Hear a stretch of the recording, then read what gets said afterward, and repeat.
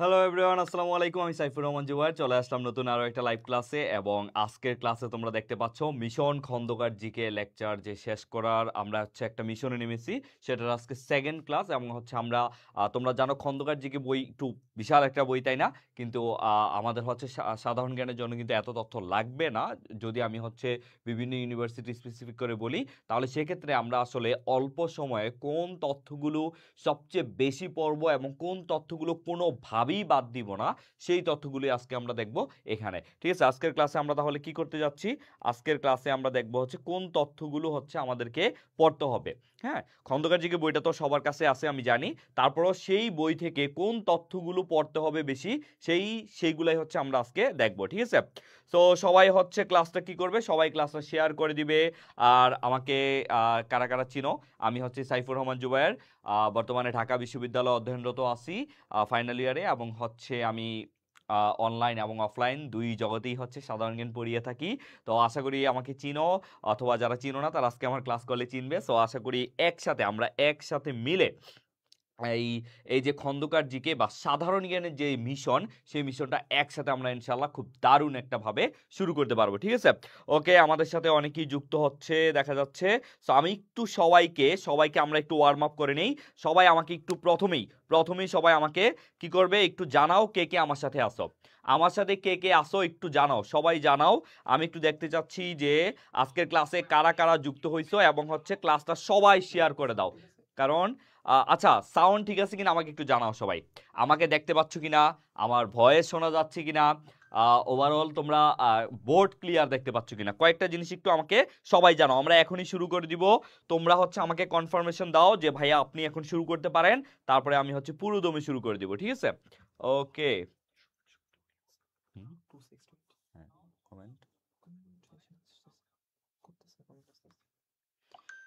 ওকে, চলো আমরা ক্লাসটা শুরু করে দেব। তোমরা জানো আমরা কিন্তু শুধু ক্লাসই নিব না, আমরা কি করব, ক্লাসের পাশাপাশি আমরা প্রত্যেক দিন এক্সাম নিব। সো তোমরা যারা ক্লাস করতে চাও একদম ফ্রিতে, জাস্ট ফ্রিতে ক্লাস পাচ্ছ, খন্দকার জিকে বইয়ের পিডিএফ এর ক্লাস পাচ্ছ, পাশাপাশি তোমরা মাত্র 10 টাকায় এক্সাম পাচ্ছ। দ্যাটস মানে কি বলবো, জাস্ট অবিশ্বাস্য, যেটা আগে কেউ কখনো দেয় নাই। সেটা আমরা খন্দকার জিকে বা লিজেন্ড কেয়ারের পক্ষ থেকে দিচ্ছি আমরা। সো চলো শুরু করে দিই। দেখো, প্রথমে আমরা দেখবো বাংলাদেশের নদ নদী, অর্থাৎ বাংলাদেশের নদ নদী থেকে প্রশ্ন আসে নাই, খুব কম ইউনিভার্সিটি পাবা, খুব কম। তুমি যদি সেই বিসিএস থেকে শুরু করো, ঢাকা ইউনিভার্সিটি, রাজশাহী, চট্টগ্রাম, বিউপি, যেখানেই বলো ভাই, নদ নদী থেকে প্রশ্ন একটা আসবেই। সেই জন্য আজকের ক্লাসটা খুবই গুরুত্বপূর্ণ, এটা কোনোভাবে বাদ দেওয়া যাবে না। এখন কথা ভাই এত এত নদ নদী, 1415টা নদ নদী, 9008টা, 1008টা নদ নদী, এতগুলো কি সমাধান পড়তে হবে? না ভাইয়া, সব পড়তে হবে না। জাস্ট 10 থেকে 15টা নদী পড়লেই তোমার নদী সম্পর্কে আর কোনো এক্সট্রা তথ্য জানা লাগবে না। তো সেইগুলোই আমি দেখাবো। আর আসলে নদীর সব তথ্য লাগে না, কোন নদীটা কোথায় মিলিত হয়েছে, কোন নদী শাখা নদী, উপনদী, জাস্ট কয়েকটা ইনফরমেশন জানলেই হবে, সেগুলো আজকে আমি দাগায় দেবো। ঠিক আছে, তো যাদের কাছে খন্দকার জিকে বইটা আছে, তারা খন্দকার জিকে বইটা, একটা হেডফোন, একটা পানির বোতল এবং একটা নোট খাতা নিয়ে সাথে সাথে বসে পড়ো। ঠিক আছে, এখনই আমরা শুরু করে দিব। এখন আগে আমাদের জানতে হবে ভাই নদী কি। এখন তোমরা বলবা ভাই আমরা কি 1 2 তে পড়ি, আপনি আমাদের নদী কি বলতেছেন? হ্যাঁ, নদী কি আসলে এটা আমাদেরকে আগে বুঝতে হবে। আমরা জানি নদী মানে একটা পানি জলরাশি যেখান দিয়ে যায়, সেটাই নদী। এখন কথা ভাইয়া, নদীটা আসলে কেন কিভাবে হয়? দেখো, প্রথমে আমাদেরকে জানতে হবে এই যে নদীর পানিগুলো মিষ্টি হয়, তাই না? আমরা জানি সাগরের পানি হয় লবণাক্ত, আর নদীর পানি হয় একটু মিষ্টি, তাই না? সো এই যে নদীর পানিগুলা, এগুলা কিভাবে আসে? প্রথমত আমরা জানি যে এই যে আমাদের পাহাড় পর্বতগুলো, এখান থেকেই বেশিরভাগ নদী উৎপত্তি। তাহলে যদি কখনো প্রশ্ন হয় যে নদীর উৎপত্তি কোথায়, তাহলে তুমি কি বলবা? এই যে পাহাড়ের উপর যেই অনেক সময় দেখবা বরফ জমে থাকে, এবং ওইখানে বিভিন্ন ঘর্ষণের সৃষ্টি হয় পাহাড়ের সাথে বিভিন্ন মেঘের, তারপর সেখান থেকে কি হয়, বৃষ্টিগুলা হয়, সেই বরফগুলা গলে এই ঝর্ণার মাধ্যমে পানিগুলা বিভিন্ন মাধ্যমে আসে, এবং নদীগুলা কি হয়, পরবর্তী দিকে বঙ্গোপসাগরে মিশে যায়, এটাই নদী। ঠিক আছে, ওকে। সো ওয়ালাইকুম আসসালাম, আমি দেখতে পাচ্ছি তানিশা ইবনাথ আছে, ওয়ালাইকুম আসসালাম। জান্নাতুল মাওয়া, ওয়ালাইকুম আসসালাম। মিলন মিয়া, ওয়ালাইকুম আসসালাম। তানিশা ইবনাথ, হ্যাঁ সবাইকে মেনশন করে দাও। এই তো তানিশা ইবনাথ সবাইকে মেনশন করে দিছে। তানিশা ইবনাথ, ওকে। নদ নদী, নদ কোনটা, নদী কোনটা, অবশ্যই আমি বলছি। তোমরা জাস্ট একটু ক্লাসটা দেখো, তাহলেই বুঝবা। এখন তোমাদের কোশ্চেন ভাইয়া নদ কোনটা, নদী কোনটা? দেখো, নদ পুরুষবাচক, নদী নারীবাচক। নদ পুরুষবাচক, নদী হচ্ছে নারীবাচক। এখন নদ কোনগুলা? যেগুলা শেষে দেখবা অ থাকে, যেই শব্দগুলা শেষে অ থাকে বা শূন্য বিভক্তি থাকে, যেমন কি, যেমন হচ্ছে কপোতাক্ষ, কপোতাক্ষ, ব্রহ্মপুত্র, কুমার, হ্যাঁ, এগুলো হচ্ছে কি নদ। তারপর হচ্ছে দেখবা নীল নদ, এগুলো হচ্ছে কি, এগুলো হচ্ছে নদ। আর নদী কোনগুলা?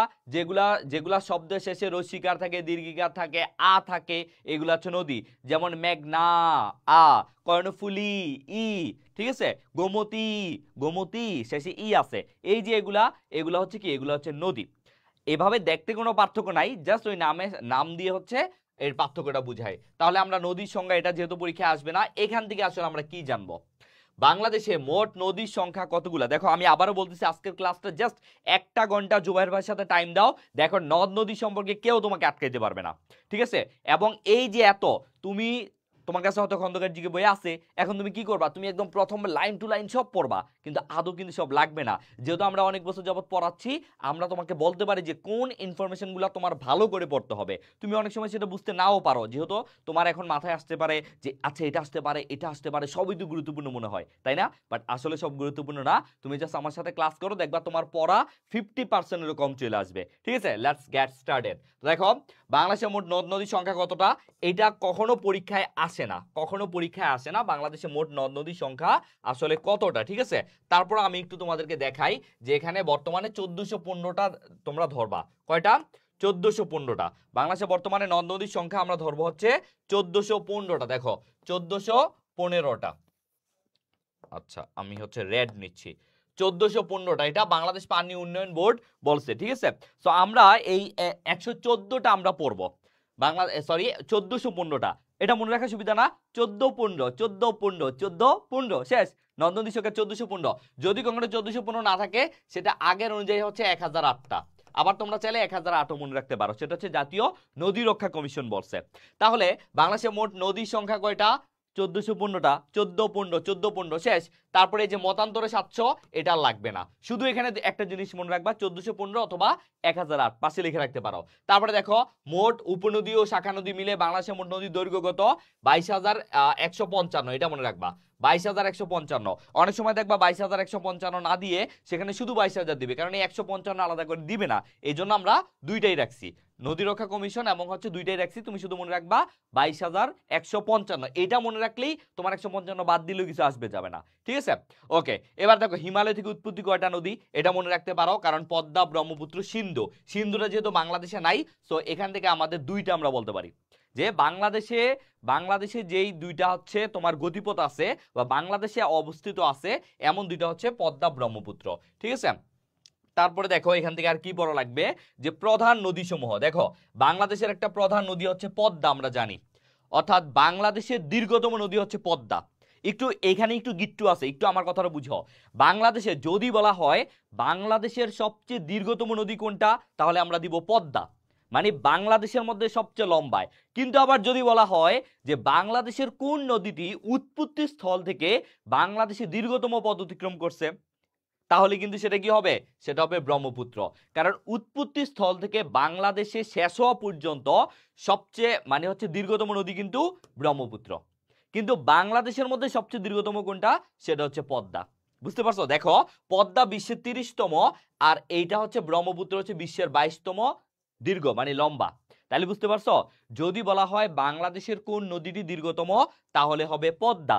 আর যদি বলে বাংলাদেশের কোন নদীটি উৎপত্তি স্থল থেকে বাংলাদেশে শেষ হওয়া পর্যন্ত সবচেয়ে দীর্ঘতম, তাহলে সেটা কিন্তু কি হবে? সেটা হবে ব্রহ্মপুত্র, ঠিক আছে? এই বুঝতে পারছো?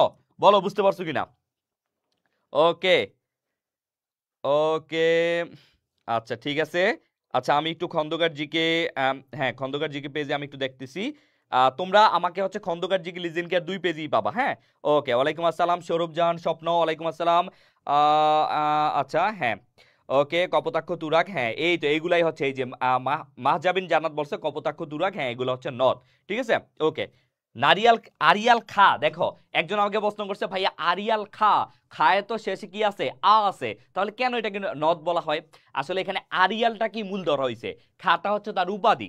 এখানে আরিয়ালটাকেই দেখো, আরিয়াল, আল আল শেষে কিন্তু অ নাই, এখানে শূন্য বিভক্তি চলে আসছে আর ইয়াল, এই জন্য এটাকে মেন ধরে এটাকে নদ বলা হয়। খাটা হচ্ছে একটা উপাধি, খাটা এখানে ধরা হয় না, ঠিক আছে। এবার আসো ক্ষুদ্রতম নদী বালেশ্বর, এটা আমাদেরকে জানতে হবে, সরি বলেশ্বর, ক্ষুদ্রতম নদী হচ্ছে বলেশ্বর। তাহলে আমরা জানলাম বাংলাদেশের দীর্ঘতম নদী পদ্মা, উৎপত্তিস্থল থেকে শেষ পর্যন্ত কি হয় ব্রহ্মপুত্র, আর হচ্ছে সবচেয়ে ছোট নদী বা ক্ষুদ্রতম নদী হচ্ছে বলেশ্বর। আর বলেশ্বর কোন জায়গায়? বলেশ্বর হচ্ছে শেরপুর জেলায়, বলেশ্বর হচ্ছে শেরপুর জেলায়। আচ্ছা এইবার তোমরা এই যে তোমরা যে বলছিল না ভাইয়া নদ নদী, তাহলে এখানে অবশ্যই কটা জিনিস মনে রাখবা, এই তিনটা, পদ্মা, ব্রহ্মপুত্র, বলেশ্বর, শেষ। এবার চলে আসো, অনেকে আমাকে বলছিল ভাইয়া নদ নদীর পার্থক্য, এই যে এখানে বলা আছে, এখানে আমি যেটা বলছি সেগুলোই কিন্তু এখানে বলা আছে, সো এইগুলা তোমরা নিজেরা পরে দেখে নিবা। এবার আসো নদী সম্পর্কে, এখানে সবগুলো তোমার বোঝা লাগবে না, এখানে কোনগুলা বেশি বোঝা লাগবে সেগুলো আমি একটু দেখাই দিই। চলো প্রথমে হচ্ছে ভাইয়া উপনদী আর শাখা নদী, এই দুইটা আমাদেরকে বুঝতে হবে। উপনদী শাখা নদী, এখন আমি তোমাদের কিছু চিত্র দেখাবো, এই চিত্র দেখিয়ে আমি তোমাদেরকে উপনদী আর শাখা নদী দেখাবো। চলো এই যে উপনদী আর শাখা নদী, দেখো এগুলা তোমরা জাস্ট মুখস্থ করলেই হবে না, এগুলা কি করতে হবে, বুঝে বুঝে পড়তে হবে। এই দেখো এটা হচ্ছে একটা একটা মূল নদী, দেখো এটা হচ্ছে একটা মূল নদী, দেখো আমি লিখে দিচ্ছি, এটা হচ্ছে একটা মূল নদী। এই মূল নদী ধরো এটা কি পদ্মা, মূল নদী হচ্ছে আমি ধরলাম পদ্মা। এই মূল নদীকে যখন একটা ছোট নদী পানি দিবে, মূল নদীকে কিন্তু অনেক ছোট নদী পানি দেয় জানো, বা এটা হচ্ছে উৎপত্তি স্থল, উৎপত্তি অন্য একটা জায়গা থেকে উৎপত্তি হয়, যখন একটা ছোট নদী মূল নদীর সাথে মিলিত হয় বা মূল নদীকে পানি দেয়, সেটাকে বলা হয় হচ্ছে উপনদী, সেটাকে বলা হয় কি উপনদী। তাহলে যে নদী পানি দেয়, যে নদী মূল নদীকে পানি দেয় সেটাকে বলা হয় উপনদী। আর শাখা নদী কোনটা? শাখা নদী হচ্ছে এরকম, ধরো এটা হচ্ছে ধরো মূল নদী, এটা হচ্ছে কি মূল নদী, আর এটা হচ্ছে এই যে এটা হচ্ছে মূল নদী বা পদ্মা, মূল নদী বা পদ্মা। এই মূল নদী থেকে যে পানি নেয়, মূল নদী থেকে যে পানি নেয় সেটাকে বলা হয় শাখা নদী, সেটাকে কি বলা হয়? শাখা নদী। বুঝছো? তাইলে যে পানি দেয় বা উৎপত্তি স্থল থেকে যে একটা নদী আইসা মূল নদীর সাথে মিলিত হয় সেটাকে বলে উপনদী, আর মূল নদী থেকে যে পানি নেয় বা মূল নদী থেকে যদি একটা নতুন নদীর সৃষ্টি হয় সেটাকে বলা হয় শাখা নদী। এই শাখা নদী কি করে? শাখা নদী পানি দেয় না, শাখা নদী শুধু পানি নেয়। শাখা নদী কি করে? পানি নেয়। তাহলে বুঝতে পারছো আমার কথাটা? ওকে, এই তো বুঝতে পারছো। আচ্ছা, তাহলে যারা বুঝতে পারতেছো উম্মে হানি ওরু, ওয়ালাইকুম আসসালাম ভাইয়া, এই তো মাহাজামিন জান্নাত বলছে ভাইয়া বুঝতে পারছি। ওকে, তাহলে সবাই একটু কষ্ট করে কি করবা, ক্লাসটা একটু শেয়ার করে দাও সবাই। আমি সবার কাছে 113 জন আছি আমরা, এই 113 জন যদি একটা করে শেয়ার করো তাহলে কিন্তু আমাদের 100টা শেয়ার হবে এবং আরো 100 জন ক্লাসে যুক্ত হবে। ভালো জিনিস সবসময় বেশি বেশি শেয়ার করতে হয়। তোমরা যখন এখানে অনেক বেশি স্টুডেন্ট আসবে, যখন বেশি স্টুডেন্ট ক্লাস করবে, তখন তুমি কিন্তু অন্যদের সাথে তোমার তুলনাটা বুঝতে পারবা যে অন্যরাও পড়াশোনা করতেছে, আমারও পড়াশোনা করতে হবে। একটা ক্লাসে স্টুডেন্ট যদি হয় 5 জন, তাহলে কি তুমি কোনো কম্পিটিশন পাবা? পাবা না। যদি হয় 1000 জন, তখন কিন্তু তোমার মধ্যে একটা কম্পিটিশন আসবে, তোমার আরো বেশি বেশি পড়াশোনা করার মধ্যে মুড আসবে, ঠিক আছে?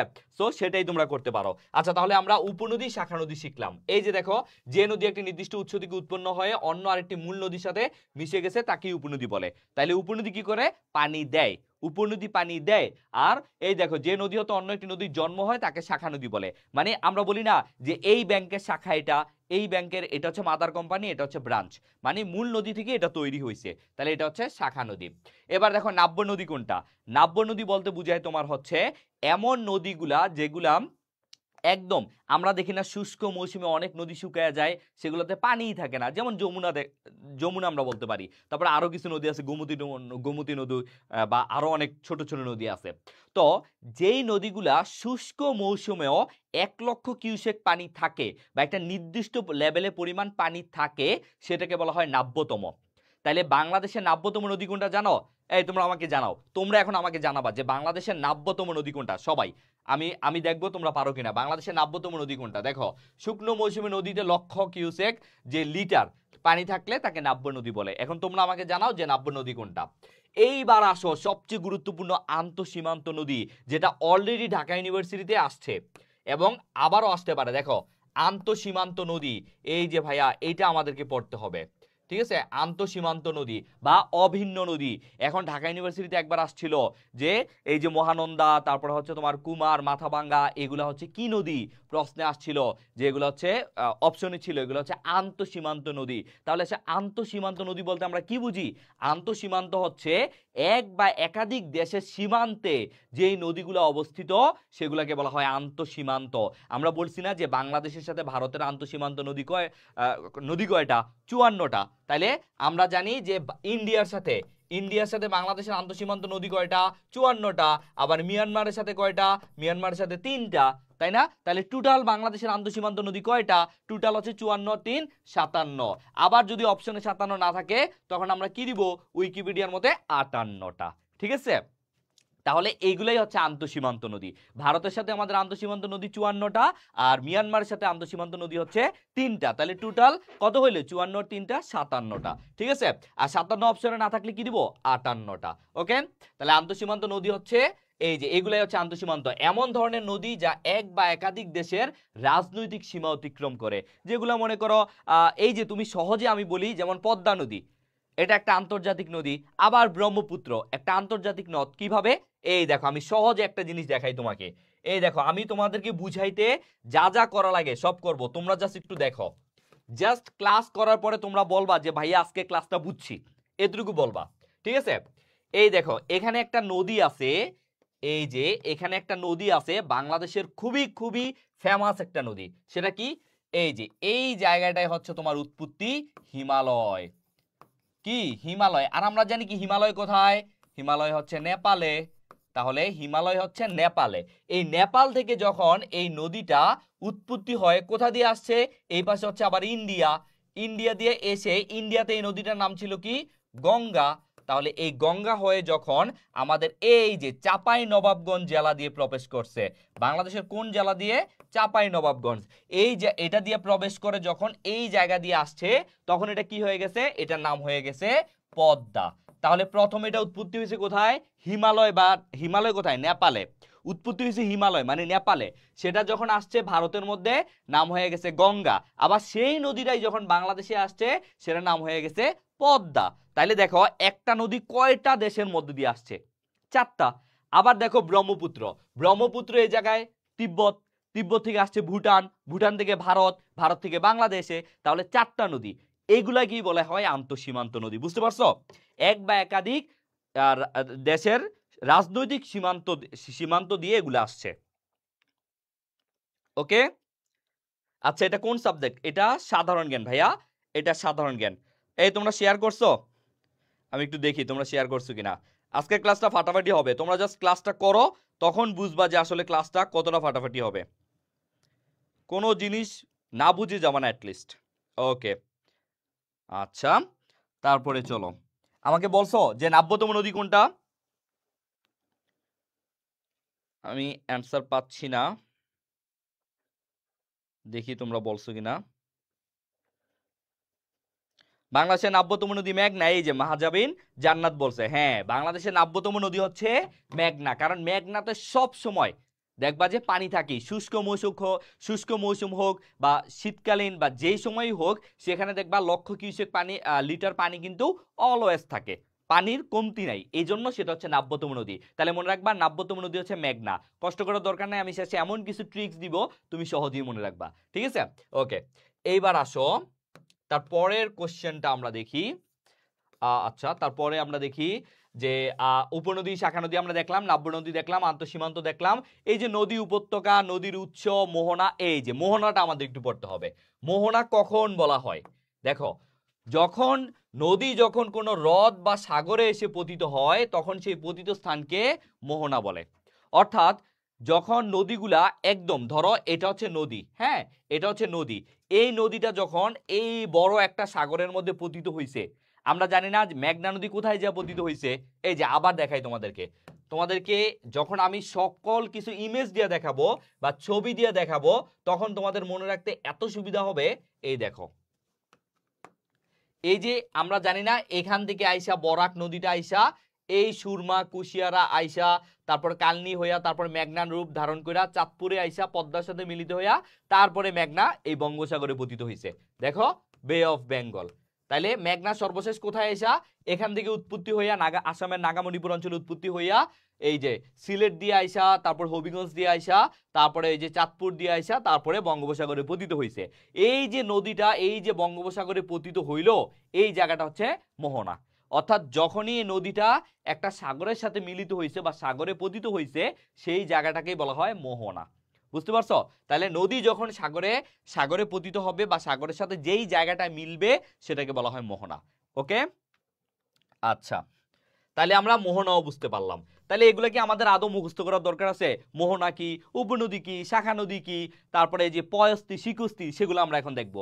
এগুলা ভাই বিশ্বাস করে এগুলো মুখস্থ করার কোনো দরকার নাই, এগুলা কোনো দরকার নাই। আমি জাস্ট তোমাদেরকে এরকম ছবি দিয়ে দেখাবো, ট্রিক্স দিব, শেষ। এগুলা জিকে আবার মুখস্থ করা লাগে?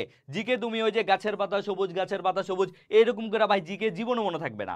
জিকে পড়তে হবে ট্রিক্স দিয়ে, জিকে পড়তে হবে রিলেট করে। কিভাবে জিকে পড়লে মনে থাকবে সেগুলো আমি তোমাদের দেখাবো। চলো তারপরে আসো, এই যে তারপরে নদী সঙ্গম, এটা আমাদের লাগবে না, দোয়াব লাগবে না, খাড়ি লাগবে না, নদী অববাহিকা লাগবে না। এই যে এখান থেকে আমাদের পড়তে হবে পয়স্তি শিকুস্তি পটমোলজি। এখন ভাইয়া পয়স্তি শিকুস্তি এই দুইটা কিভাবে মনে রাখবো? পয়স্তি কি শিকুস্তি কি, তাই না? এরকম প্রশ্ন তো আসে। তো চলো পয়স্তি শিকুস্তি পটমোলজি এগুলো আমরা দেখি। দেখো আমরা জানি যে নদীতে অনেক সময় চর জাগে, যেমন সবচেয়ে বেশি চর জাগে কোন নদীতে বলো তো? তোমরা আমাকে কমেন্টে জানাও যে ভাইয়া সবচেয়ে বেশি কোন নদীতে চর জাগে। ঠিক আছে, এটা আমাকে জানাও, তারপর আমি বলবো। তো এই নদীগুলাই যখন দেখবা শুষ্ক মৌসুমে অনেক চর জাগে, প্রায় 3 থেকে 4 মাসের মতো চর জাগে, বা কখনো কখনো 7 থেকে 8 মাস পর্যন্ত চর জাগে নদীতে, সেগুলা পানিতে ডুবে না বর্ষাকাল না আসলে। তখন গ্রামের মানুষ কি করে জানো? গ্রামের মানুষ হচ্ছে অনেক দূর থেকে এসে তারা হচ্ছে ওই জায়গাগুলায় বসত ভিটা অস্থায়ী বাড়ি করে সেখানে যে চরটা জাগছে সেটা তো সরকারি খাস জমি, সেটা তো আর মনে করো অন্যের কারো জমি না। তখন তারা সেখানে এই যে বিভিন্ন আমন ধান, বোরো ধান, তারপরে হচ্ছে তোমার যে অস্থায়ী যে শস্য তোমার হচ্ছে শাকসবজি এগুলো ফলায়। তো এই যে দেখো এতে করে কিন্তু দেশের মানুষ উপকৃত হচ্ছে। নদীটা কিন্তু এই চরগুলা কিন্তু সরকারের, এখানে কিন্তু অন্য কারো কোনো এখতিয়ার নাই। তো এই যে এরকম করে মানুষ, এইটাকে বলা হয় নদী। চর জাগলে যারা চাষাবাদ শুরু করে তাদেরকে বলা হয় পয়স্তি, তাদেরকে কি বলা হয়? পয়স্তি।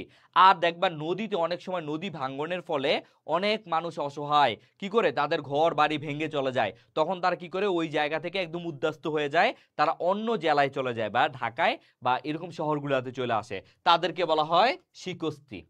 ঠিক আছে, তাইলে নদীতে চর জাগলে যারা চাষাবাদ শুরু করে তাদেরকে বলা হয় পয়স্তি, আর যারা হচ্ছে তোমার নদী ভাঙলে সর্বশান্ত জনগণ তাদেরকে বলা হয় শিকুস্তি। এখন এই সিদিয়া মনে রাখতে পারো যে শিকস্তি, সদিয়া যেমন শিকুস্তি, সদিয়া মনে রাখতো সর্বশান্ত, সর্বশান্ত মানে কি হয়ে যায়? সর্বশান্ত হয়ে যায়। তাইলে এই যে সর্বশান্ত, এই সদিয়া শিকুস্তি, সদিয়া সর্বশান্ত, এটা মনে রাখবা। তাইলে ওই পয়স্তি দিয়া হচ্ছে চাষাবাদ, এটা মনে থাকবে। ঠিক আছে, আর পটমোলজি এটা হচ্ছে তোমার নদী সংক্রান্ত বিদ্যা, এটা হচ্ছে একটা সাবজেক্ট পটমোলজি, এটা হচ্ছে নদী নিয়ে পড়ানো হয়। হ্যাঁ, নদী সংক্রান্ত বিদ্যা, এটা হচ্ছে নদী বিজ্ঞান বিষয়ক বিদ্যা। তাহলে এটাও মনে রাখতে পারো, এটা মাঝে মাঝে আসতে পারে। যেমন এই যে তোমার হচ্ছে অন্যান্য রেশম চাষ, তারপর পাখি চাষ, হ্যাঁ এগুলো কিন্তু মাঝে মাঝে পরীক্ষায় আসে। তাহলে এটাও কিন্তু একটু পড়ে ফেলবা। তাহলে ওই যে সেরিকালচার, তারপর হচ্ছে আরো অনেক কালচারগুলো আছে, এগুলো পরীক্ষায় আসে। এবার দেখো আমরা কিছু গুরুত্বপূর্ণ নদ নদীগুলো নিয়ে পড়বো যেগুলো পরীক্ষায় আসে। আচ্ছা, তোমরা কি বলছো? সবচেয়ে বেশি চর জাগে যমুনা নদীতে। এই যে মাহজাবিন জান্নাত, তোমাকে অনেক অনেক ধন্যবাদ। আমি সবচেয়ে বেশি রেসপন্স পাচ্ছি এই মাহজাবিন জান্নাতের। সো তোমরা যারা এরকম বেশি বেশি রেসপন্স করবা, দেখবা পরীক্ষার হলে গিয়েও কিন্তু তোমাদের এরকম মনে পড়বে। ঠিক আছে, সো শুধু ক্লাস দেখলেই হবে না। হ্যাঁ, এই যে সাব্বির আল ফাহাদ বলছে, তারপর মিলন মিয়া বলছে যমুনা, তারপর মরিয়া মিমি বলছিল ব্রহ্মপুত্র, আচ্ছা সমস্যা নাই। তারপরে হচ্ছে বাদন হোসেন শান্ত বলছে যমুনা। ওকে, হ্যাঁ, তো তোমরা অ্যান্সার করবা। তোমাদের কোনো সমস্যা বা তোমরা যদি কোনোটা না বুঝো, দেখো আমি তোমাদের জন্যই কিন্তু ক্লাসটা নিচ্ছি একদম সম্পূর্ণ ফ্রিতে। এখন তুমি ক্লাসে আসলা, ক্লাস দেখলা, কিন্তু কোনো কিছু বুঝলা না, বা তোমার যেখানে সমস্যা সেটা তুমি আমার কাছে বললা না, তাহলে কি কিছু হইলো বলো? তুমি শুধু শুধু তোমার টাইম নষ্ট হইলো। যেখানে তোমার সমস্যা সেটা যদি তুমি আমাকে না বলো, তাহলে ক্লাস করে তো লাভ নাই। সো অবশ্যই ক্লাস করলে আমাকে জানাবা যে ভাইয়া এটা বুঝছি, এটা বুঝি নাই। তাহলে আমি কি করব? দেখো এরকম ফ্রিতে তোমরা দেখবা অনেক কোচিং সেন্টার কি করে 3 থেকে 4 হাজার টাকা নিয়ে তোমাকে হচ্ছে পড়ায়। 3 থেকে 4 হাজার টাকা নিয়ে এক সাধারণ জ্ঞানের জন্য, তাইলে তোমার প্রায় 1,500 থেকে 2,000 টাকা নষ্ট হচ্ছে। আবার দেখবা অনেকে শুধু সাধারণ জ্ঞান পড়ায় 1.5 থেকে 2,000 টাকা দিয়ে। তা আমরা কি কম পড়াই? আমরা কি খারাপ পড়াই? তা দেখো আমরা তোমাদের জন্য একদম বিনামূল্যে ক্লাসগুলো নিচ্ছি। কেন?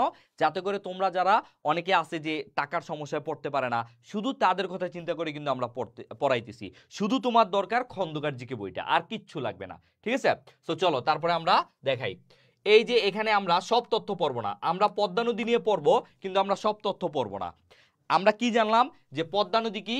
পদ্মা নদী হচ্ছে বাংলাদেশের, আমার সাথে সাথে পড়ো, পদ্মা নদী হচ্ছে বাংলাদেশের সবচেয়ে বড় বা দীর্ঘতম নদী। এখন তুমি বলবা ভাইয়া দীর্ঘতম কি? আচ্ছা, দীর্ঘতম বৃহত্তম এই দুটোর মধ্যে পার্থক্য কি, তাই না? এরকম কথা আসে কিনা, প্রশ্নেও আসে। দীর্ঘতম আর বৃহত্তম মনে রাখবা। এই যে আমি তোমাদেরকে জাস্ট একটু দেখাই দীর্ঘতম আর বৃহত্তমর মধ্যে যে পার্থক্যটা, সেটা একটু দেখাই তোমাদেরকে। এই যে দেখো, এটা হচ্ছে কি? এটা হচ্ছে দীর্ঘতম, আর এটা হচ্ছে কি? এটা হচ্ছে বৃহত্তম, এটা হচ্ছে বৃহত্তম। এখন ভাইয়া দীর্ঘতম বলতে তুমি শুধু বুঝবা এটা লম্বায় বড়। এটা কি শুধু লম্বায় বড়? দেখো তো কোনটা লম্বায় বড়? লম্বায় বড় কিন্তু এটা। তার মানে যেটা লম্বায় বড় সেটা সাইড কতটুকু, সেটা মনে করো যে এটার গভীরতা কত, এত কিছু দেখার দরকার নাই। এটার প্রশস্ত কত, গভীরতা কত, নাব্যতা কত, কিচ্ছু দেখার দরকার নাই। তুমি শুধু দেখবা বা এটা লম্বায় বেশি কোনটা, যেটা লম্বায় বড় ওইটাই দীর্ঘতম, শেষ। তাইলে দীর্ঘতম কোনটা? যেটা লম্বায় বড়, যেমন হচ্ছে পদ্মা। আমরা জানি পদ্মা হচ্ছে দীর্ঘতম। আরেকটা হচ্ছে বৃহত্তম। বৃহত্তম কি হয়? বৃহত্তম মনে রাখবা যেটাতে পানি ধারণ ক্ষমতা বেশি। পানি ধারণ ক্ষমতা বেশি মানে এখানে পানি বেশি ধরে, পানি ধারণ ক্ষমতা বেশি। তুমি দেখবা তোমার অনেক বন্ধু আছে, কেউ হচ্ছে একদম একদম চিকুন লম্বা, টোডার মতো লম্বা, সেগুলাকে বলবা কি? দীর্ঘতম বন্ধু। ওদেরকে লম্বা বন্ধু বলবা না, বলবা দীর্ঘতম বন্ধু। আর যেগুলো দেখবা একটু স্বাস্থ্যবান, আমরা মোটা বলবো না, আমরা কি বলবো? আমরা বলবো স্বাস্থ্যবান। ঠিক আছে? তাদেরকে আমরা স্বাস্থ্যবান না বলে বলবো আমাদের বৃহত্তম বন্ধু। ঠিক আছে? দেখো তারা একটু খাটো হয়, দেখবা মোটা একটু খাটো হয়, তারা কিন্তু বেশি লম্বা হয় না। আর যারা চিকন তারা দেখবে অনেক লম্বা হয়। ঠিক আছে? তাইলে যারা হচ্ছে পানি ধারণ ক্ষমতা যাদের মধ্যে বেশি, তাদেরকে আমরা বলবো বৃহত্তম। কোনটা? যেমন হচ্ছে তোমার এই যে আমরা বলছিলাম যে মেঘনা, কি বলছিলাম? মেঘনা, শেষ। তাহলে দীর্ঘতম হচ্ছে লম্বায় পদ্মা, আর বৃহত্তম কি? মেঘনা, যেখানে পানি ধারণ ক্ষমতা বেশি। ঠিক আছে? তাইলে দীর্ঘতম আর বৃহত্তমের পার্থক্যটা বুঝছো কিনা আমাকে বলো। এই বলো তোমরা দীর্ঘতম আর হচ্ছে ভাইয়া আপনার পরিচয়টা একটু দেন, আর MP3 কিনছি ওটা পড়লে কি হবে? আচ্ছা, আমার পরিচয়, আমি হচ্ছি সাইফুর রহমান জুবায়ের, আমি ঢাকা বিশ্ববিদ্যালয়ে সমাজ কর্ম বা সমাজ কল্যাণে হচ্ছে 4th ইয়ারে পড়তেছি, বা তোমার হচ্ছে লাস্ট ফাইনাল ইয়ারে পড়তেছি। এবং হচ্ছে আমি আজকে এই দীর্ঘ 4 বছর যাবত সাধারণ জ্ঞান পড়াচ্ছি, বিভিন্ন কোচিং সেন্টার পড়াই, অনলাইন অফলাইনে পড়াই, এবং লিজেন্ড কেয়ারের সাথেও আছি। ঠিক আছে? সো তুমি আমার ক্লাসটা করো, তাহলেই হবে, তাহলেই বুঝতে পারবা। আর এটা কি বুঝতে পারছো? আমাকে একটু জানাও। MP3 কিনছো আসলে আমি খারাপ বলবো না, বাট যেহেতু আমরা ক্লাস এটার উপর নিচ্ছি, জিকে যত বই কিনতে পারো অ্যাটলিস্ট 2টা বই হলে আমার মনে হয় ভালো। কারণ জিকেতে হয় কি যে এক এক বইতে এক এক ইনফরমেশন দেওয়া থাকে। আর জিকে ওই যে অন্যগুলা ধরো বাংলা ইংলিশ, যেমন হচ্ছে তোমার কি হয়, বাংলা ইংলিশ হচ্ছে তোমার রুলস একই থাকে, সব বইতে রুলস একই থাকে। শুধু কি হয়, শুধু হচ্ছে তোমার একটু সাজানোটা একটু ভিন্ন। কিন্তু সাধারণ জ্ঞানে যেটা হয়, সাধারণ জ্ঞানে তুমি দেখবা যেমন আমাদের এই যে খন্দকার জিকে বই থেকে গত বছর 28টা কমন পড়ছে। কয়টা? 28টা কমন পড়ছে। আবার অনেক বইতে কমন পড়ছে 26টা 25টা। তাহলে কেন? কারণ আমরা যেইভাবে সাজাইছি বইটা, যেগুলো পরীক্ষায় আসার মতো সেগুলো আমরা দিছি, আবার অন্য বইতে সেগুলো দেয় নাই। সো এই জন্য হচ্ছে তোমার জিকে অ্যাটলিস্ট 2টা বই কিনলে ভালো প্র্যাকটিস করার জন্য। ওকে, আচ্ছা আচ্ছা, একজন বলছে ভাইয়া আপনি বৃহত্তম আর কাব্যু ভাইয়া হলো দীর্ঘতম। আচ্ছা ঠিক আছে, মানলাম, যাও। ওকে, এবার আসো, তারপরে আমরা তাহলে দীর্ঘতম বৃহত্তম বুঝছি। এবার আমরা দেখবো হচ্ছে পদ্মা নদীটা আরেকটু সাইজ করে দিই। চলো, পদ্মা নদী সম্পর্কে আমাদের আর কি কি জানতে হবে সেটা একটু দেখি। এই যে দেখো, বাংলাদেশের দীর্ঘতম নদী পদ্মা নদী, এটা তোমার হচ্ছে এই যে 351 কিলোমিটার, এটা পরীক্ষায় আসে না। এটা কি পরীক্ষায় আসে না? তারপরে যেহেতু এটা দীর্ঘতম, সবসময় পরীক্ষায় আসে কোনটা দীর্ঘতম, সেজন্য আমরা জানি পদ্মা নদী। কিন্তু এই যে 351 কিলোমিটার, এটা আমরা মাথায় রাখবো। মনে রাখো, সবগুলা মনে রাখবো না, শুধু পদ্মা নদীটাই মনে রাখবো, 351 কিলোমিটার। ঠিক আছে? এটা আর কোনোটা দৈর্ঘ্য আমরা পড়বো না, আমরা শুধু পদ্মা নদীর দৈর্ঘ্যটাই পড়বো। আরেকটা আছে, সেটা হচ্ছে নাফ। নাফেরটা পড়বো, ঠিক আছে? তাহলে চলো উৎপত্তিটা আমরা পড়বো। এটা হিমালয় পর্বতের গাঙ্গোত্রী হিমবাহ থেকে উৎপত্তি, যেটা ওই যে বলছিলাম ভারতে ছিল গঙ্গা আর বাংলাদেশে এসে হয়ে গেছে কি পদ্মা। বুঝতে পারছো? তাহলে আমরা কি জানলাম? দুইটা জিনিস জানলাম, যে বাংলাদেশের দীর্ঘতম নদী পদ্মা, তারপর হচ্ছে তোমার এটা কোথায় উৎপত্তি? হিমালয়। হিমালয় মানে কি? নেপালয়। যে হিমালয় উৎপত্তি হয়ে হিমালয়ের গাঙ্গোত্রী হিমবাহ থেকে, হিমালয়ের গাঙ্গোত্রী বা গঙ্গোত্রী হিমবাহ থেকে উৎপত্তি। তারপর প্রবেশমুখ, এত কিছু জানা লাগবে না, আমাদের শুধু জানা লাগবে চাঁপাইনবাবগঞ্জ দিয়ে প্রবেশ করছে। বাংলাদেশের কোন জেলা দিয়ে প্রবেশ করছে? চাঁপাইনবাবগঞ্জ। আর চাঁপাইনবাবগঞ্জ কোথায়? চাঁপাইনবাবগঞ্জ হচ্ছে রাজশাহী বিভাগে। শেষ। তারপর ফারাক্কাবাদ, এই যে পরীক্ষা আসতে পারে এবার, যে তোমাকে বলবে যে ফারাক্কাবাদ কোন নদীর উপরে এই বার্তা দেওয়া হয়েছে, এটা কিন্তু মনে রাখতে হবে। এই জন্য এটা, এই যে দেখো রাজশাহীর সীমান্ত হতে, এটা মনে রাখতে হবে যে রাজশাহীর সীমান্ত হতে মানে রাজশাহীর যেখান দিয়ে ঢুকছে বা চাঁপাইনবাবগঞ্জের যেখান দিয়ে ঢুকছে সেখান থেকে কত কিলোমিটার, অনেক বেশি পরীক্ষায় আসে। বিশ্বাস করো অনেক বেশি পরীক্ষায় আসে এটা। 16.5 কিলোমিটার বা 11 মাইল, দুইটাই মনে রাখতে হবে, কারণ কখনো কিলোমিটার দিয়ে আসে, কখনো মাইল দিয়ে আসে। 16.5 কিলোমিটার বা 11 মাইল দূরে মুর্শিদাবাদে। কোথায়? মুর্শিদাবাদের জঙ্গিপুরে গঙ্গা নদীর উপর। আর গঙ্গা নদী এটা কোথায়? ভারতে। আর বাংলাদেশে সেটা হয়ে গেছে পদ্মা। তাহলে যদি প্রশ্ন করা হয় যে তোমার হচ্ছে ফারাক্কাবাদ কোন নদীর উপর একটি বাঁধ বা কোন নদীর উপরে দেওয়া বাঁধ, তাহলে সেটা আমরা কি বলবো? পদ্মা নদী। ফারাক্কা পদ্মা নদীর উপর, ঠিক আছে? এবং বাংলাদেশ হতে কত কিলোমিটার? বাংলাদেশ থেকে 16.5 কিলোমিটার দূরে। হ্যাঁ, ফলে পদ্মা নদী পানি প্রবাহে নিয়ন্ত্রিত হয়েছে। শুধু এটুকু আমরা জানবো। তারপর মিলনস্থল দেখো কোথায়? বলছিলাম যে পদ্মা নদী ভারত দিয়ে এসে বাংলাদেশের চাঁপাইনবাবগঞ্জে আসছে। চাঁপাইনবাবগঞ্জে এসে এসে এসে এসে তারপরে যেটা হয়েছে, এই দেখো, এই দেখো। এত কিছু আমরা পড়বো না, আমরা ডিরেক্ট কি করব? আমরা দেখব। আমরা পড়বো না, আমরা শুধু দেখব। এই দেখো, দেখো তো কি হয়েছে। এই যে এই পাশ দিয়া, এই যে দেখো, এই হচ্ছে চাঁপাইনবাবগঞ্জ। এই চাঁপাইনবাবগঞ্জ দিয়া এসে, আর এই যে এখানে হচ্ছে তোমার 16.5 কিলোমিটার, এখানে হচ্ছে তোমার ফারাক্কাবাদ। এখানে কি? এখানে হচ্ছে ফারাক্কাবাদ। মনে রাখবা। এই আমার শুধু এই ছবিটা দেখো, আমার এই ছবিটা দেখলে তুমি মনে রাখতে পারবা। আমি শিওর তুমি আমার এই ছবিটা দেখলে মনে রাখতে পারবা যে এই যে এখান দিয়ে হচ্ছে পদ্মা নদীটা আসছে, আর পদ্মা নদীর এই 16.5 কিলোমিটার বা 11 মাইল এখানে হচ্ছে ফারাক্কাবাদ। ঠিক আছে? ওকে। এখান দিয়ে এসে তারপরে যেটা হইলো, এই যে আমরা চলে আসলাম কোথায়? রাজবাড়িতে। কোথায় আসছি? রাজবাড়িতে। রাজবাড়িতে আইসা এই যমুনা, যমুনা আবার কই থেকে আসছে? যমুনা কিন্তু নিজে থেকে উৎপত্তি হয় নাই, ওই ব্রহ্মপুত্রেরই একটা শাখা নদী হচ্ছে যমুনা। ঠিক আছে? এই যমুনা এখানে হয়ে গেছে। এই যমুনার সাথে আর হচ্ছে পদ্মা নদীর সাথে কোথায় মিলিত হয়েছে? গোয়ালন্দের রাজবাড়ি। পরবর্তীতে যমুনা কি করছে জানো? এই সরি, পদ্মা, পদ্মা যমুনার সাথে ব্রেকআপ করে দিছে। ব্রেকআপ করে সে বলে দূর, আমি আরো সামনে যাই। সে আরো সামনে যায়, পরে আবার এই পাশ দিয়ে আসছে মেঘনা। এই মেঘনার সাথে তার আবার একটা ভাবের আদান প্রদান হয়েছে। ঠিক আছে? সে এখানে ছেকা দিছে কারে? সে এখানে ছেকা দিছে যমুনারে। তারপরে সে আবার আইসা মেঘনার সাথে সে তার মধ্যে একটা সম্পর্ক হয়। তারপরে এইবার আবার কি করে? মেঘনায় তাকে ছেকা দিয়া মেঘনায় চলে যায়, মেঘনায় উইন হয়ে যায়। ঠিক আছে? তাইলে এখানে দেখো পদ্মা আসে গোয়ালন্দ রাজবাড়িতে, যমুনার সাথে মিলিত হয়। যমুনা থেকে আইসা পদ্মা নাম ধারণ করা। কেন বলছি আমি এই কথাটা? কারণ তুমি এখানে মনে রাখতে হবে যে পদ্মার যমুনা যে মিলিত হয়েছে, তারপরে কোন নামে সেটা আগাইছে। সেটা তো দুই নামে আগাইতে পারবে না। সেটা কি হয়েছে? সেটা পদ্মা নামেই আগাইছে। পদ্মা নামে আগাইয়া এখান দিয়ে আবার মেঘনা আসছে, সে আবার মেঘনার কাছে হাইরা গেছে। মেঘনার কাছে হাইরা পরবর্তীতে মেঘনা নামে সেটা বঙ্গোপসাগরে প্রেরিত হয়েছে। বুঝছো? ওকে ভাইয়া, অপশনে যদি পদ্মার গঙ্গা দুইটাই থাকে তাহলে কোনটা দেব? অপশনে যদি ওই যে ফারাক্কাবাদের কথা যদি বলে তাহলে গঙ্গা দিবা, কারণ সেটা তো ভারতে, ফারাক্কাবাদ তো ভারতে, তাই না? সেটা তো আর বাংলাদেশে না। আর ভারতের নদী কোনটা? গঙ্গা, তাহলে অবশ্যই গঙ্গা দিবা, তাই না? ওকে ওকে। এবার তাহলে আমরা আমরা বুঝতে পারছি। এই আমাকে একটু জানাও, ডান ডান, আমাকে একটু জানাও বুঝতে পারছি কিনা আমরা। পদ্মা নদী বুঝতে পারছি আমরা। ওকে, এবার আসো।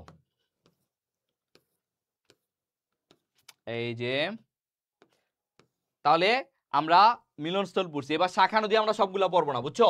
শাখা নদী আমরা কোনগুলা পড়বো? এই দেখো, সবাই দাগাও, যাদের কাছে বই আছে তোমরা একটু দাগাও। এই জন্য আমি বলছি বই নিয়ে আমার ক্লাসে বসবা। ঠিক আছে? এই দেখো, কুমার দাগাও, মাথাভাঙ্গা দাগাও, কপোতাক্ষ দাগাও, মধুমতি দাগাও, মাঝে মাঝে আরিয়াল খাটাও আসে, এগুলা দাগাও। শাখা নদী আসলে ঢাকা ইউনিভার্সিটির শাখা নদী আসে না, বুঝছো?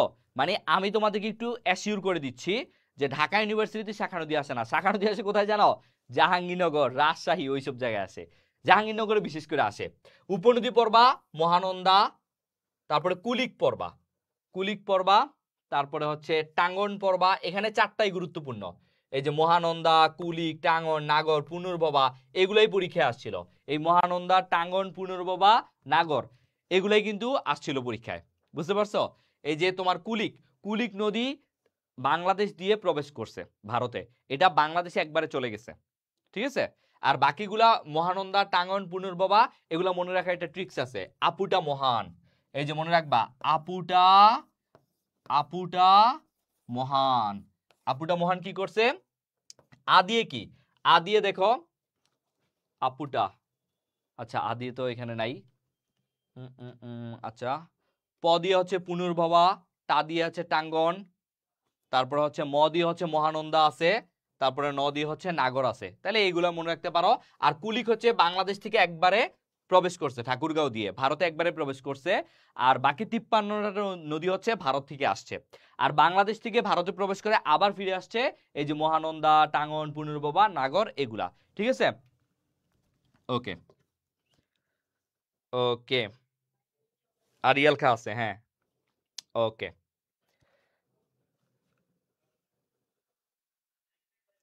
ঠিক আছে। ওকে, তাহলে এখানে আমরা কি কি পড়লাম? এখানে এগুলো পড়লেই হবে, আর পড়তে হবে না। এবার আসো কর্ণফুলী নদী।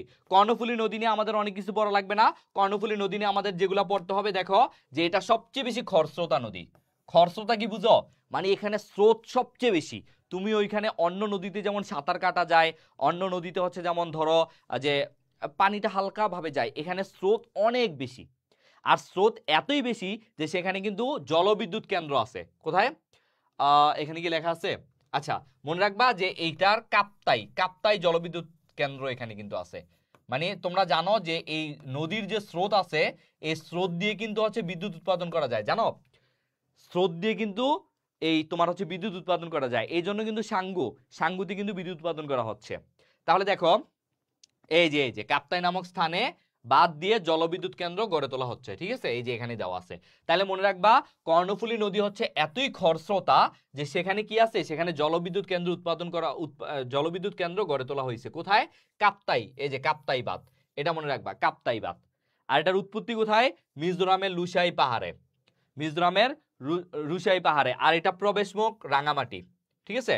আর এগুলা মনে রাখা লাগবে না। এবার আমি তোমাদেরকে একটু বিস্তারিত এটা দেখাই যে এটা কোন দিক দিয়ে আসলো। দেখো, এই দেখো, এটা আমার সবসময় দরকার হবে, কারণ আমি আসলে কখনো মুখস্থ পড়া পড়াই না। আমি হচ্ছে সবসময় চেষ্টা করি যে তোমাদেরকে বুঝিয়ে বুঝিয়ে পড়াতে, তাইলে এটা অনেক দিন মনে থাকবে। এই দেখো, আমরা জানি যে ভারতের এই জায়গাটা কি? ভারতের এই জায়গাটা হচ্ছে মিজোরাম, ভারতের এই জায়গাটা হচ্ছে মিজোরাম। এই মিজোরাম থেকে একটা নদী, মিজোরাম থেকে একটা নদী, এই যে, আর এই বাংলাদেশের এই জায়গাটা কি? এই জায়গাটা হচ্ছে রাঙামাটি, বাংলাদেশের এই জায়গাটা হচ্ছে রাঙামাটি। এই ভারতের মিজোরাম থেকে, মিজোরামের লুসাই পাহাড় থেকে একটা নদী এই রাঙামাটি দিয়ে প্রবেশ করে, এই যে রাঙামাটি দিয়ে প্রবেশ করে কি হয়েছে? এই যে এই পাশ দিয়ে, সরি, এই পাশ দিয়ে প্রবেশ করে এই যে চট্টগ্রামের কালুরঘাটে আসে, বুঝতে পারছো? পরবর্তীতে এই যে এখানে হচ্ছে খাগড়াছড়ির হালদা নদী, এখানে আইসা একসাথে মিলিত হয় চট্টগ্রামের কালুরঘাটে। এই হালদা নদী আর হচ্ছে তোমার এই কর্ণফুলী, এই দুইটা নদী এখানে মিলিত হইয়া পরবর্তীতে এই যে এখান দিয়ে তোমার হচ্ছে বঙ্গোপসাগরে মিলিত হয়েছে, বুঝতে পারছো? তাহলে এই যে মিজোরাম থেকে একটা নদী, মিজোরামের লুসাই পাহাড় থেকে একটা নদী রাঙামাটিতে ঢুকে তারপরে হচ্ছে এটা সামনে আগাইছে, এটাই হচ্ছে তোমার কি? এটাই হচ্ছে এই যে কর্ণফুলী নদী, যেটা হচ্ছে সবচেয়ে বেশি খরস্রোতা, সবচেয়ে বেশি কি? খরস্রোতা নদী। এবং এটার কাপ্তাই নামক জায়গাটা কি আছে? বাঁধ আছে, যেখান থেকে জলবিদ্যুৎ উৎপাদন করা হয়। আর যদি বলা হয় এটা কোথা থেকে উৎপত্তি, উৎপত্তি হয়েছে মিজোরামের লুসাই পাহাড়। কোন জেলা দিয়ে প্রবেশ করছে? রাঙামাটি জেলা দিয়ে প্রবেশ করছে, ঠিক আছে? এই যে, তাহলে এগুলো আমাদের হয়ে গেল। ওকে, লেট হইলে সমস্যা নাই, যাদের লেট হয়েছে তোমরা পরবর্তীতে কি করবা? তোমরা পরবর্তীতে রেকর্ড ক্লাসটা করে নিবা, কোনো সমস্যা নাই, রেকর্ড ক্লাস করে নিবা। তোমরা জাস্ট এতটুকু কথা দিচ্ছি, তোমরা জাস্ট প্রত্যেকদিন আমাদের সাথে ক্লাসটা করো। বিশ্বাস করো, এখানে তোমার অ্যাটলিস্ট 60 to 70% শেষ হয়ে যাবে। 60-70%। এই যে দেখো আমি কিন্তু সব পড়াচ্ছি না, আমি শুধু গুরুত্বপূর্ণ তথ্য যেগুলো পরীক্ষায় আসার মতো সেগুলোই পড়াবো। 1 ঘন্টায় যদি তোমার একটা টপিক শেষ হয়ে যায়, এর চেয়ে বড় আর কিছু আছে বলো? এবং এতটুকু বলতে পারি, এই 1 ঘন্টা যদি তুমি নিজে বাসায় পড়ো, তোমার যতটুকু পড়া হবে তার চেয়ে অনেক অ্যাটলিস্ট 30% বেশি পড়া হবে আমার ক্লাসে, কারণ আমি তোমাদেরকে সেই জায়গাগুলো একদম ইন ডিটেলসে বুঝিয়ে দিতে পারবো। ওকে, আচ্ছা তারপরে আসো, এইবার আসি আমরা খুবই গুরুত্বপূর্ণ একটা নদী, হালদা নদী, নাকি? তার আগে কি আছে? এই যে মেঘনা নদী। মেঘনা নদী অবশ্যই পড়তে হবে, তাই না? মেঘনা নদী, দেখো মেঘনা নদী জাস্ট, এই যে দেখো মেঘনা নদী কি কি পড়তে হবে। একই সাথে বাংলাদেশের নাব্যতম নদী বলছিলাম না, যেটার একটা শুষ্ক মৌসুমীয় লক্ষ কিউসেক লিটার পানি থাকে, সেটাকে বলা হয় নাব্যতম নদী। তারপরে প্রশস্ততম, প্রশস্ততম কি ভাইয়া? প্রশস্ত মানে হচ্ছে যেটা মোটায় বড়, যেটা থেকে বড় আর মোটা হয় না, সেটা হচ্ছে প্রশস্ততম। গভীরতম, গভীর তো এটা আমরা সবাই বুঝি, যেটা নিচু মানে মাটির গভীরতা অনেক বেশি, গভীরতম এটার। তাহলে দেখো নাব্যতম, প্রশস্ততম, গভীরতম, এবং আরেকটা আছে সেটা হচ্ছে বৃহত্তম। কি? সেটা হচ্ছে বৃহত্তম। এই চারটাই কি? এই চারটাই হচ্ছে মেঘনা নদী। আর একটা শুধু দীর্ঘতম, সেটা কি? সেটা হচ্ছে পদ্মা। তাইলে মনে রাখবা, দীর্ঘতম পদ্মা, আর দীর্ঘতম ছাড়া নাব্যতম বলুক, প্রশস্ততম বলুক, গভীরতম বলুক, বৃহত্তম বলুক, সবই কি? সবই হচ্ছে মেঘনা। তাহলে এইভাবে তোমাকে যখন আমি হচ্ছে একটার সাথে আরেকটা রিলেট করে পড়াবো, তখন কি তুমি ভুলবা বলো? অবশ্যই ভুলবা না।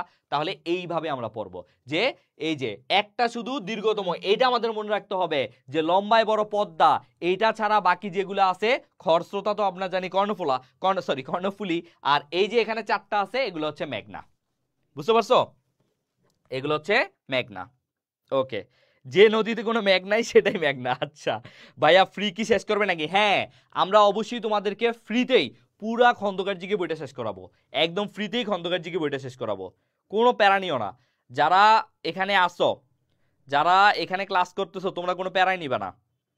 আচ্ছা, এতক্ষণ তো আমি তোমাদের পড়াইলাম, ভারত কি আমাদের কোনো ভ্যাট দেয়? তাদের এতগুলো নদী আমাদের দেশের সীমানা ব্যবহার করে সাগরে পতিত হয়েছে। এবার আমি যদি উল্টা তোমাকে বলি যে ভারত যদি ওই নদীগুলো বাংলাদেশে না আসতে দেয়, ওইগুলো যদি সবগুলা বাদ দিয়ে দেয়, তাহলে আমাদের কি অবস্থা হবে চিন্তা করো তো। এই যে যখন মনে করো ভারত নদীগুলোতে বাদ দেয়, আমরা পানি পাই না, তখন আমরা পানির জন্য হাহাকার করি। আবার অনেক সময় ভারত পানি ছাইড়া দেয়, তখন বেশি পানি হয়ে আমরা বন্যায় ডুবে যাই। এই জন্য কখনো নদীটাকে আপন গতিতে চলতে দিতে হয়, নদীতে কখনো বাধা দিতে হয় না। ঠিক আছে, নদীকে কখনো বাধা দিতে হয় না। যখনই নদীকে শাসন করা হয়, তখন নদী কি করে? উল্টো প্রকৃতির উপর আরো বেশি অভিশাপ বয়ে নিয়ে আসে। তুমি মনে করো নদী সবসময় কিভাবে চলে জানো? নদী সবসময় কিন্তু এইভাবে আঁকা বাঁকা করে চলে, তাই না? এটাই হচ্ছে নদীর ধর্ম। নদী সবসময় কি করে? আঁকা বাঁকা করে চলে, কারণ একটা নদী সোজাও চলে কিন্তু আঁকা বাঁকা করে চলতে ভালো হয়। কিন্তু যখন তুমি মনে করো এই নদীটার এইখানে কোনো একটা বাদ দিবা, বাদ দিয়ে তুমি নদীটাকে এইভাবে নিয়ে আসবা, তখনই সেই নদীটা হচ্ছে দেখবা যে এইভাবে আর চলতেছে না, কারণ নদী আঁকা বাঁকাই চলতে পছন্দ করে, তখন সেটা কিন্তু ভেঙে আবার অন্য আরো কয়েকটা হয়ে যাবে, এই জন্য নদী আঁকা বাঁকায় কিন্তু চলে। ঠিক আছে, নদীকে শাসন করতে হয় না। ওকে, এবার তোমরা একটা কাজ করো, তোমরা শেয়ার করো না, তোমরা শেয়ার করতেছো না, এই যে খুবই অল্প শেয়ার। আমি বলছিলাম যে 100 জন আসো, কতদিন পুরো বই শেষ হবে? 1 মাসে বই শেষ হবে। ঠিক আছে, ক্লাস কখন শুরু হয়? ক্লাস প্রত্যেক দিন রাত 8টা বাজে শুরু হবে, প্রতিদিন রাত 8টা বাজে শেষ হবে। এবং আজকে রাত 8টায় যে একটা ক্লাসটা শেষ হবে না, 8টা থেকে 9টা, তারপর 10টা বাজে আগের দিন যেই ক্লাসটা হয়েছে সেটার উপর এক্সাম হবে। বুঝছো? আমরা কিন্তু শুধু ক্লাস নিয়ে শেষ করবো না, আমরা ক্লাসও নিব এবং ওইটার উপর পরীক্ষাও নিব, যাতে করে তোমার পড়াটা আসলেই যে ভালো হচ্ছে সেটা আমরা একসাথে শেষ করে দিব। ওকে, হ্যাঁ, সবাই একটু ক্লাসটা শেয়ার করে দাও। সবাইকে ধন্যবাদ, সবাই ক্লাসটা শেয়ার করে দাও। এবার আসো, এবার দেখো, তাহলে আমরা কি বলছিলাম? মেঘনা নদী। এবার আসো, মেঘনা নদীর উৎপত্তি কোথায়? আসামের বরাক নদী নাগা মণিপুরের দক্ষিণে লুসাই পাহাড়ে মাও শশা অংশ থেকে। এবার দেখো, এখানে কিন্তু একটা ব্যাপার আছে, তুমি ডিরেক্ট হচ্ছে এই মেঘনা নদীর উৎপত্তি পাবা না। মেঘনা নদীর উৎপত্তি কিভাবে পাবা? এই দেখো, এই দেখো, এই যে মেঘনা নদীর ডিরেক্ট কোনো উৎপত্তি পাবা না। তাহলে কিভাবে পাবা? এই যে এইখানে হচ্ছে তোমার এইখানে হচ্ছে তোমার আসামের নাগা মণিপুর অঞ্চল, তাই না? এখান থেকে বরাক নদীর একটা নদী আবার এখান দিয়ে গেছে, সেটা হচ্ছে তুইবাই। ঠিক আছে, এই বরাক নদীটা এখানে এসে সিলেটের একদম ঠিক আগে, সিলেটের সীমানার ঠিক আগে আগে এসে এখান দিয়ে একটা নদী গেছে সুরমা, আর এখান দিয়ে একটা নদী গেছে কুশিয়ারা, এই দুইটা মিলিত হয়েছে। দেখো এখানে কিন্তু এটা মেঘনা নামে আসে নাই, আসছে কি নামে? প্রথমে ছিল বরাক, প্রথমে ছিল কি বরাক। বরাক নদীটা বাংলাদেশে ঢুকার সময় দুই ভাগে ঢুকছে, একটা হয়ে গেছে সুরমা, একটা হয়ে গেছে কি সুরমা, আরেকটা হয়ে গেছে কি কুশিয়ারা। এই সুরমা কুশিয়ারা তারপর তারা আবার এক জায়গায় এসে মিলিত হইল, তাদের মধ্যে মিলন হইল। কোথায় মিলন হইছে? হবিগঞ্জের আজমেরিগঞ্জে, বুঝছো? হবিগঞ্জের আজমেরিগঞ্জে। তারপর একটু সামনে আগাইলো, তারপর মানে হচ্ছে তারা যখন একসাথে হইলো, এই যে সুরমা আর কুশিয়ারা, এটা অনেক বেশি পরীক্ষায় আসে। সুরমা কুশিয়ারা দুইটা নদী যখন একসাথে হইলো, তখন কিন্তু তাদের নাম সুরমাও হয় নাই, কুশিয়ারাও হয় নাই, সম্পূর্ণ একটা নতুন নাম হইছে। এটা আমি এইভাবে পড়াই মজা করে, যে সুরমা কুশিয়ারার বিয়ে হয়, বিয়ে হওয়ার পরে তাদের একটা বাচ্চা হয়, সে বাচ্চাটা হয় কালো, এই জন্য সেটা নাম রাখা হয় কালনি। ঠিক আছে, সেটা নাম রাখা হয় কি কালনি, এই যে কালনি। তাহলে মনে রাখবা, পরীক্ষা অনেকবার আসে, সুরমার কুশিয়ারা যখন মিলিত হয় তখন তাদের নতুন যেই স্রোতধারাটা সৃষ্টি হয় সেটার নাম কি? সেটার নাম হচ্ছে কালনি। আর কালনি যখন একটু সামনে আসে তখন সেটার নাম হয়ে যায় মেঘনা। অন্য কোনো নদীর সাথে মিলিত হওয়া দরকার নাই, সেটা এমনি এসে একটু সামনে এসে সেটা নাম হয়ে যায় মেঘনা। তাহলে দেখছো মেঘনা নদী কিন্তু কোথাও থেকে ডিরেক্ট উৎপত্তি হয় নাই, পদ্মা নদী, ব্রহ্মপুত্র, অন্য নদীর মতো। সেটা কি হয়েছে? প্রথমে বরাক নদী থেকে আসে সুরমা কুশিয়ারা, সুরমা কুশিয়ারা হবিগঞ্জের আজমেরিগঞ্জে মিলিত হইয়া নাম হয়েছে কালনি, কালনিটা একটু সামনে যায় নাম হয়ে গেছে মেঘনা। তারপরে এই যে তার মেঘনা নামে চলাচল শুরু হয়েছে, মেঘনা আইসা কি করে? মেঘনা আইসা তোমার হচ্ছে এই যে বৈরব, কিশোরগঞ্জের যে বৈরব, সেখানে এই যে ব্রহ্মপুত্রের সাথে মিলিত হয়, পুরাতন ব্রহ্মপুত্র যেটা, সেটা আমি একটু পরে দেখাবো। সেখান থেকে আইসা কি হয়, সামনে আগায়া চাঁদপুরে আইসা পদ্মা নদীর সাথে মিলিত হয়, পদ্মা নদীরে ফাইট করে হারায় দিয়া সে বঙ্গোপসাগরে ফাইনাল হয়ে যায়। ঠিক আছে, মেঘনা কিন্তু তাহলে নিজে থেকে আসে নাই, প্রথমে বরাক, সুরমা, কুশিয়ারা, কালনি, তারপরে মেঘনা হইছে। বুঝতে পারছো? তাহলে এইভাবে কিন্তু আসলে মেঘনা হইছে। আর কোন জায়গা দিয়ে ঢুকছে? সিলেট দিয়ে ঢুকছে। ওকে, আশা করি সবাই বুঝতে পারছো।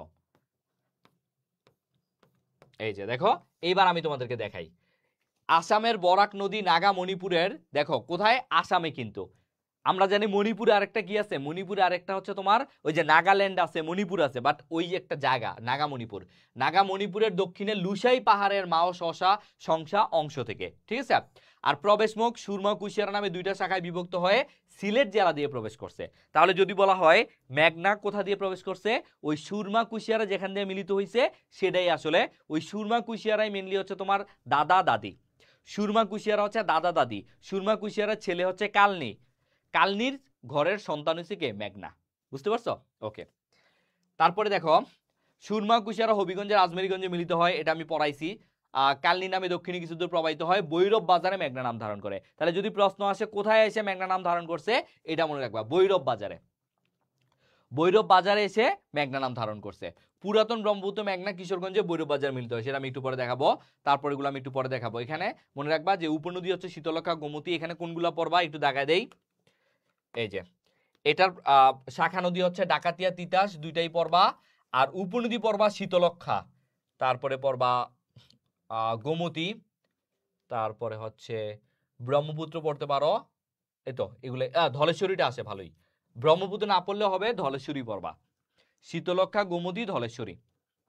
ঠিক আছে, এগুলা চাইলে দেখায় নিতে পারো। এক্সাম কই হবে ভাইয়া? এক্সাম একটা অ্যাপে হবে, সেখানে তোমরা ঠিক ঢাবি স্ট্যান্ডার্ড, শুধু ঢাবি না, ঢাকা ইউনিভার্সিটি, রাজশাহী, জাহাঙ্গীরনগর যেরকম কোশ্চেন হয় সেরকম স্ট্যান্ডার্ডে কোশ্চেন পাবা। ঠিক আছে, এবং সেখানে কি হবে, সেখানে নেগেটিভ মার্কও থাকবে, মাত্র 10 টাকা বিনিময়ে তুমি হচ্ছে 30টা এক্সাম পাবা। বুঝতে পারছো? সেটা হচ্ছে তুমি যদি না পাও তাহলে আমাদের পেজে, ক্লাস শেষে পেজে নক দিবা, তারা বিস্তারিত বলে দিবে। এবার আসো হালদা নদী, খুবই গুরুত্বপূর্ণ একটা নদী, এখান থেকে প্রশ্ন আসে। কি প্রশ্নটা হয় সেটা আমি দেখাই, দেখবা যে ঠিক এই প্রশ্নটাই আসবে সব জায়গায়। হালদা নদী, এটার উৎপত্তি কোথায় প্রথমে জানতে হবে, খাগড়াছড়ি জেলার বাদনাতুলি, এটা আমাদের পড়তে হবে। আর যেটা পরীক্ষায় আসে, এশিয়ার সর্ববৃহৎ প্রাকৃতিক মৎস্য প্রজনন কেন্দ্র হচ্ছে হালদা। তোমাকে প্রশ্ন করবে, আগে আসতো এটাকে বলা হয়তো বঙ্গবন্ধু মৎস্য হেরিটেজ, বাট এটা এখন আর আসবে না। এখন আসবে এশিয়ার সর্ববৃহৎ প্রাকৃতিক মৎস্য প্রজনন কেন্দ্র। এখানে বিশেষ করে রুই মাছের ডিম অনেক পোনা ছাড়ে, মানে রুই মাছ অনেক বেশি পোনা ছাড়ে। আর এখানে কি বলছে, প্রাকৃতিক মৎস্য প্রজনন কেন্দ্র, মানে অনেক বেশি মাছ এখানে তোমার হচ্ছে হয়। এই জায়গাটা হচ্ছে প্রজনন কেন্দ্র, এখানে অনেক বেশি পোনা ছাড়ে আর অনেক বেশি মাছ হয়। ঠিক আছে, এই জন্যই হালদা নদীটা খুবই গুরুত্বপূর্ণ একটা নদী। আর এই প্রশ্নটা অনেক বেশি আসে, তুমি প্রশ্ন সলভ করতে গেলেও দেখবা যে এই প্রশ্নটা তুমি পাবা। ঠিক আছে, তাহলে এই তোমার হচ্ছে হালদা নদীটা কোথায়? এই খাগড়াছড়ি জেলার বাদনাতলী। আরেকটা প্রশ্ন আসে, কোন নদীটা বাংলাদেশি উৎপত্তি বাংলাদেশি শেষ? কোন নদীটা বাংলাদেশি উৎপত্তি বাংলাদেশি শেষ? এই যে এখানে এটা দেয় নাই, বাট এই যে আমি এটা লিখে দিই, তোমরা চাইলে লিখে নাও। বাংলাদেশি উৎপত্তি মানে বিডিতেই উৎপত্তি, বিডিতেই শেষ। এটা আসবেই, এমন একটা প্রশ্ন আসেই যে কোন নদীটার উৎপত্তি বাংলাদেশে এবং সমাপ্তিও বাংলাদেশে। এটা হচ্ছে হালদা নদী। এটা কি হয়েছে জানো? এটা হচ্ছে তোমার এই খাগড়াছড়ির বাদনাতলী থেকে আসে না, উৎপত্তি হয় এই চট্টগ্রামের কালুরঘাটে আসে। আর এই যে কর্ণফুলী নদীটা চট্টগ্রামের কালুরঘাটে আসে, দুইটা মিলিত হয়, তারপরে এই যে এখান দিয়ে বঙ্গোপসাগরে চলে যায়। বুঝতে পারছো? এই জন্য বলা হয় কোন নদীটা বাংলাদেশি উৎপত্তি বাংলাদেশি শেষ, সেটা হচ্ছে হালদা নদী। ঠিক আছে, হালদা নদী না থাকলে অপশনে যদি সাঙ্গু থাকে, আগে দেখবো মাতামুহুরি আছে কিনা। যদি মাতামুহুরি থাকে তাহলে কিন্তু মাতামুহুরি হবে, মাতামুহুরি যদি না থাকে সেক্ষেত্রে সাঙ্গু হবে। অনেক বইতে দেখবা সাঙ্গু দেওয়া, বাট এটা অপশন হওয়ার কথা হালদা না থাকলে। হালদা অপশনে না থাকলে মাতামুহুরি অপশনে না থাকলে তখন সাঙ্গু দিবা। বুঝতে পারছো? যদি বলা হয় বিউপির এক্সাম কবে হবে ভাইয়া, বিউপির এক্সাম নভেম্বরের মাঝখানে বা নভেম্বরের শেষে হবে। ঠিক আছে,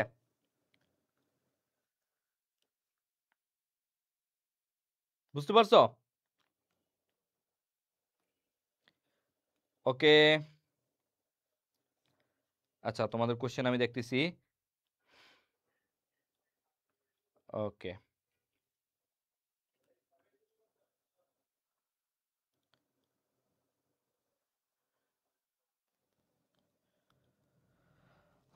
আচ্ছা এইটাই, এখানেই হচ্ছে একটু কঠিন জিনিসগুলো, এই জন্য আমার টাইম লাগতেছে। তারপরে দেখবা বাকিগুলো শুধু দাগায় দিব, হয়ে যাবে ঝটপট। তাহলে এগুলো আমরা বুঝলাম। ঠিক আছে, এগুলা পড়লেই হবে যে এটা এটা এটা পুরোপুরি খরচ তো অত নদী না, এটা পড়ার দরকার নাই।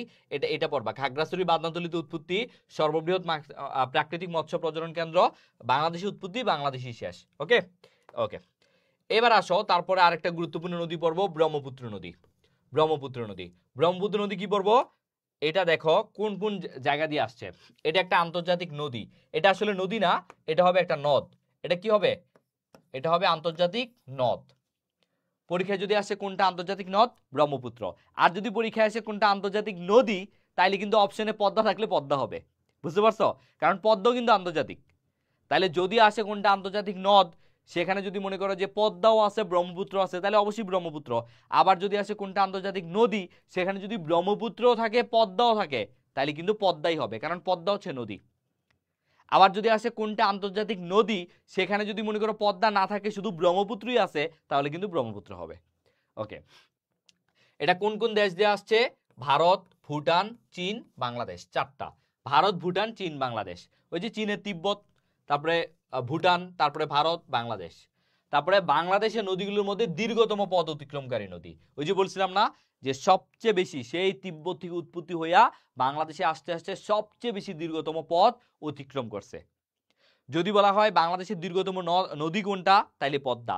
আর যদি বলে কোন নদীটা দীর্ঘতম পথ অতিক্রম করছে, তাহলে সেটা কি? সেটা ব্রহ্মপুত্র। তারপরে দেখো উৎপত্তি কোথায়? হিমালয়ের কৈলাস শৃঙ্গের মানস সরোবর থেকে। এটা হিমালয় না, অ্যাকচুয়ালি তিব্বতের মানস সরোবর থেকে। তারপরে আসো, এটা মাঝে মাঝে আসে জাহাঙ্গীরনগরে, যে এটা হচ্ছে তোমার আসামে বা ভারতে কি নামে পরিচিত? ভারতে দিহি নামে পরিচিত। আর তিব্বতে কি নামে পরিচিত? তিব্বতে সানপো নামে পরিচিত। এটা হচ্ছে তিব্বতে পরিচিত সানপো নামে, আর ভারতে পরিচিত ডিহি নামে। প্রবেশ মুখ হচ্ছে কুড়িগ্রাম, মনে রাখবা প্রবেশ মুখ হচ্ছে কোনটা? কুড়িগ্রাম দিয়ে প্রবেশ করছে। তারপরে দেখো তিস্তা ও ব্রহ্মপুত্র আছে, এগুলো আর আমি এখানে না বইলা ডিরেক্ট আমি তোমাদেরকে দেখাই দিই, এটা আমার দেখাইতে হইবে। চলো, এই যে এখন দেখলেই তোমরা এটা বুঝে যাবা। এই যে খুবই সুন্দর, দেখো এটা হচ্ছে ধরো চীনের তিব্বতের মানস সরোবর। এখান থেকে এই নদীটা আইসা আইসা আইসা এই ভুটান, প্রথমে হচ্ছে ভুটান, তারপরে হচ্ছে ভারত, এইভাবে এসে এই যে এখান দিয়ে প্রবেশ করলো। এই যে জায়গাটাতে প্রবেশ করছে এই জায়গাটার নাম কি? এই জায়গাটার নাম হচ্ছে কুড়িগ্রাম, কুড়িগ্রামের নাগেশ্বরী। কুড়িগ্রামের কেউ আসো? কুড়িগ্রাম, এই কুড়িগ্রামের নাগেশ্বরী দিয়ে প্রবেশ করে এই জায়গায় আসলো, ঠিক আছে। আর এইখান দিয়ে তোমার হচ্ছে ভারতের যেই সিকিম, ভারতের হচ্ছে সিকিমের পার্বত্য অঞ্চল, এই সিকিম থেকে একটা নদী আসছে, সেটা হচ্ছে তিস্তা, সেটার নাম হচ্ছে কি? তিস্তা। আর তিস্তা নদী কোন জেলা দিয়ে প্রবেশ করছে জানো? তিস্তা নদী প্রবেশ করছে নীলফামারী দিয়ে, কিন্তু তিস্তা বাদ আবার লালমনিরহাটে। তাহলে তিস্তা প্রবেশ করছে নীলফামারী দিয়ে, কিন্তু তিস্তা বাদ কিন্তু লালমনিরহাটে, মনে রাখবা। তারপরে এই দুইটা নদী কোথায় মিলিত হয়েছে? এই যে চিলমারি কুড়িগ্রাম, দুইটা নদী এখানে মিলিত হয়েছে। মিলিত হইয়া তারপরে একটু সামনে আসলো, এই জায়গাটার নাম হচ্ছে তোমার জামালপুরের দেওয়ানগঞ্জ, ঠিক আছে, জামালপুরের দেওয়ানগঞ্জ। এই জায়গায় আগে এইখান দিয়ে প্রবাহিত হইতো, কিন্তু 1787 সালে, মনে রাখবা 1787 সালে এমন একটা ঘূর্ণিঝড় হয়, প্রবল ঘূর্ণিঝড় বলতে ভূমিকম্প টাইপ হয়, তখন 1787 সালে এইখান দিয়ে আগে পানি প্রবাহিত হইতো না, নদীটা এখান দিয়ে প্রবাহিত হইতো, এখান দিয়ে এসে এখান দিয়া, কিন্তু পরবর্তীতে এইখান দিয়ে প্রবাহিত হওয়া শুরু হয়। মানে তোমার পানি ফুলে ফেপে এত বেশি হয়ে যায়, তখন এখান দিয়ে ডিরেক্ট প্রবাহিত হওয়া শুরু হয়। আর এই যে নতুন যেই একটা পথ সৃষ্টি হয়েছে, এটার নাম হয়েছে যমুনা। পরে এই যমুনা দিয়ে যখন অনেক বেশি পানি প্রবাহিত হওয়া শুরু করে, তখন এই পুরাতন ব্রহ্মপুত্র যেটা, সেখানে পানি কমা যায়। এই জন্য তোমরা দেখবা ময়মনসিংহে গেলে যে নদীটা, সেটা ছোট একটা নদী, আর যমুনা নদীটা অনেক বড় একটা নদী, বুঝতে পারছো? এটাই হচ্ছে পুরাতন ব্রহ্মপুত্র, আর এইটা হচ্ছে যমুনা নদী, যেটা 1787 সালে ব্রহ্মপুত্র থেকে ভূমিকম্পের মাধ্যমে নতুন করে এটা হয়েছে। এই যমুনা নদী আর এই পদ্মা নদী এখানে মিলিত হয়েছে গোয়ালন্দ রাজবাড়িতে। আর এখান দিয়ে পুরাতন ব্রহ্মপুত্র এই পাশ দিয়ে আইসা ওই যে তোমার বৈরবে, কিশোরগঞ্জের বৈরবে মিলিত হয়েছে মেঘনার সাথে, বুঝতে পারছো? ওকে, ক্লাস অনেক ভালো লাগছে ভাইয়া, রামিম আহমেদ, ধন্যবাদ। ওকে,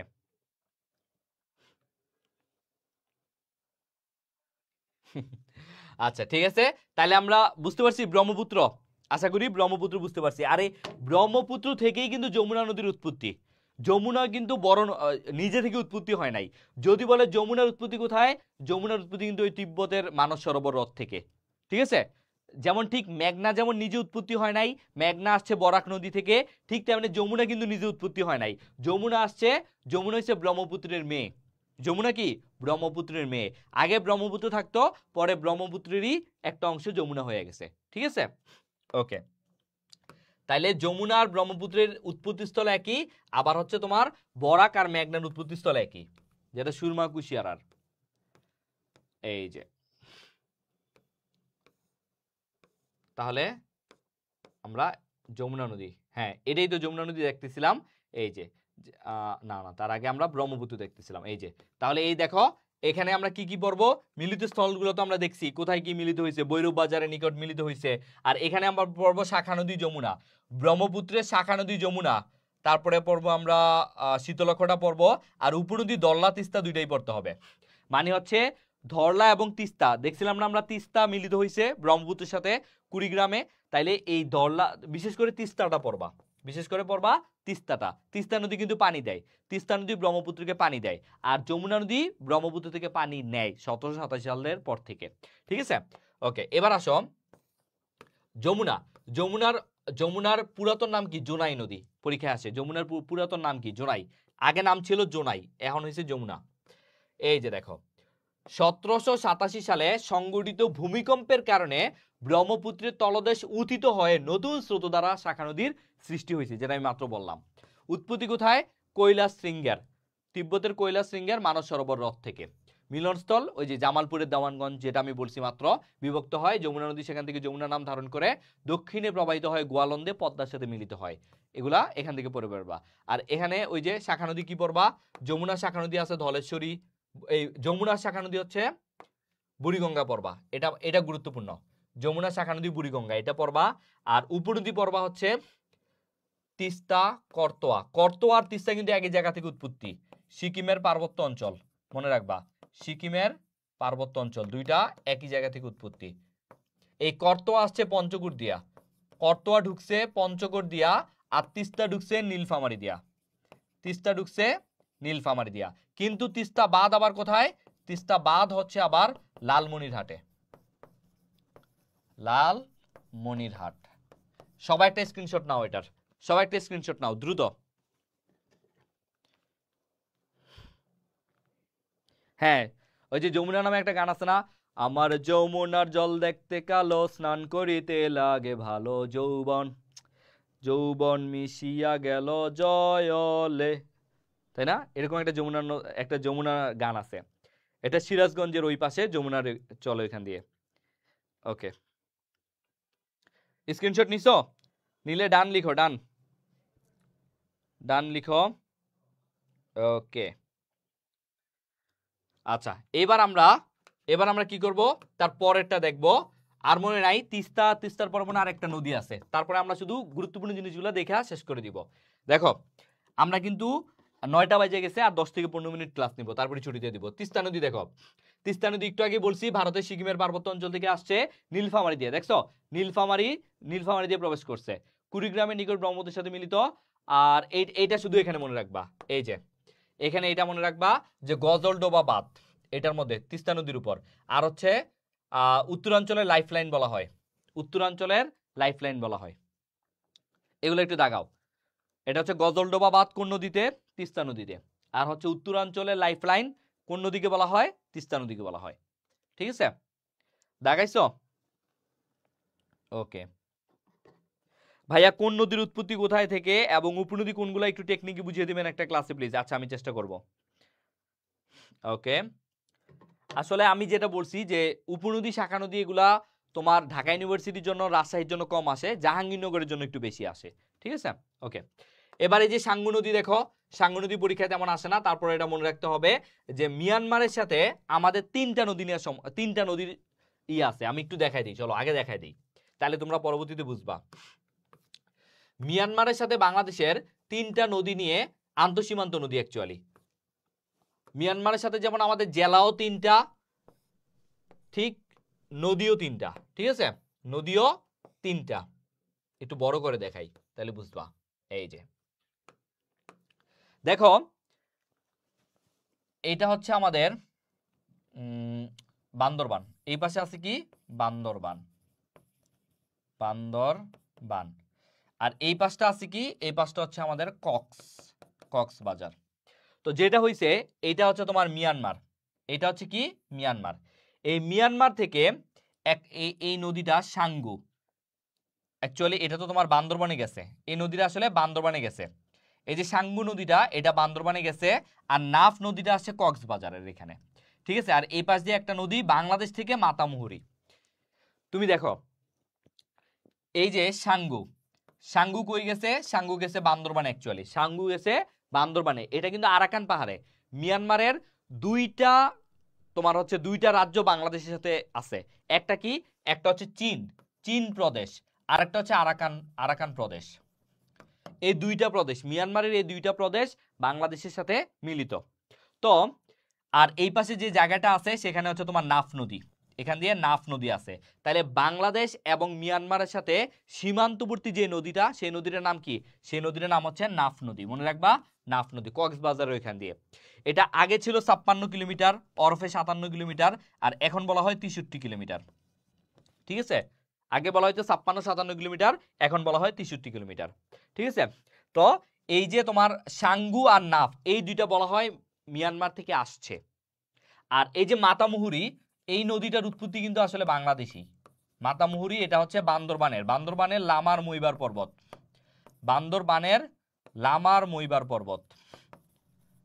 এটা আসলে বাংলাদেশ থেকে, এই যে এটা হচ্ছে বাংলাদেশের এখানে উৎপত্তি হইয়া, মানে তোমার মিয়ানমার আর বাংলাদেশের মাঝখানে যে আরাকান পর্বতগুলো আছে, এটা তোমার বান্দরবানের লামার মইবার পর্বত, সেখানে হচ্ছে মাতামুহুরির উৎপত্তি।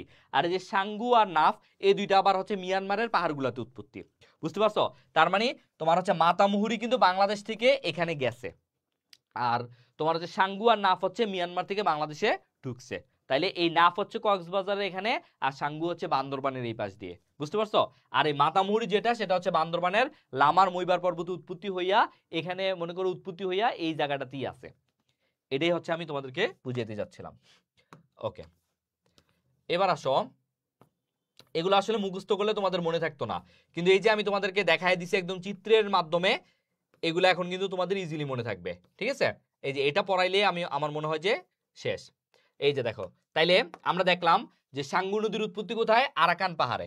আরাকান পাহাড় কোথায়? আরাকান পাহাড় মিয়ানমারের। বান্দরবান দিয়ে বাংলাদেশে প্রবেশ করছে। দেখছো, বলছি না? সাঙ্গু কোথায় প্রবেশ করছে? বান্দরবান দিয়ে বাংলাদেশে প্রবেশ করছে। ওকে, এই দুইটা পড়লেই হবে। তারপরে কীর্তনখোলা, কীর্তনখোলা আসে না, কীর্তনখোলা পরীক্ষায় আসে না তেমন। এই যে দেখো, কীর্তনখোলা পরীক্ষায় আসে না। তারপরে মাতামুহুরি নদীটা পড়তে হবে। মাতামুহুরি, এই যে দেখছো, বলছিলাম না যে এটা লামার মইবার পর্বত, এই লামার মইবার পর্বত কিন্তু বান্দরবানে। লামার, এই লামার মইবার কোথায়? এটা কিন্তু বান্দরবানে, মনে রাখবা, এটা হচ্ছে বান্দরবানে। বান্দরবান দিয়ে বাংলাদেশে, এই যে প্রবেশ মুখ বলছে বান্দরবান দিয়ে বাংলাদেশে, বাট এটা অ্যাকচুয়ালি ওইদিকে, এটা বান্দরবানি, কক্সবাজার জেলা। আচ্ছা ঠিক আছে, তাইলে এটা আমরা দেখলাম মাতামুহুরি। তারপরে এই যে নাফ নদী, দেখো মায়ানমারের আরাকান পর্বত থেকে উৎপত্তি, এটা কিন্তু মায়ানমারের। টেকনাফ কক্সবাজার, আর এটা প্রবেশ মুখ কি? কক্সবাজারে। এটা হচ্ছে পতিত হয়েছে বঙ্গোপসাগরে সর্বদক্ষিণে নদী, এটা মাথায় রাখবা। বাংলাদেশ ও মিয়ানমারের মধ্যে সীমান্ত, এই যে এই জিনিসটা মনে রাখতে হবে যে বাংলাদেশ ও মিয়ানমারের মধ্যে, বাংলাদেশ ও মিয়ানমারের মধ্যে সীমান্ত চিহ্নিতকারী নদী কোনটা? সেটা হচ্ছে নাফ। আর যদি বলে বাংলাদেশ আর হচ্ছে ইন্ডিয়া সীমান্ত কোনটা, কোন নদীটা, তাহলে হারিয়াভাঙ্গা। কোনটা? হারিয়াভাঙ্গা, হারিয়াভাঙ্গা, এই মনে রাখবা। বাংলাদেশ আর ইন্ডিয়ার সীমান্ত হচ্ছে হারিয়াভাঙ্গা নদী, আর সীমান্ত চিহ্নিতকারী হচ্ছে হারিয়াভাঙ্গা নদী, আর বাংলাদেশ মিয়ানমারের সীমান্ত চিহ্নিতকারী হচ্ছে নাফ নদী। ঠিক আছে, বুঝছো? বুঝছো? বুঝলে ডান লিখো ভাই। হিস্টোরি পার্টটা আপনি পড়েন। ওকে ভাইয়া, চেষ্টা করব।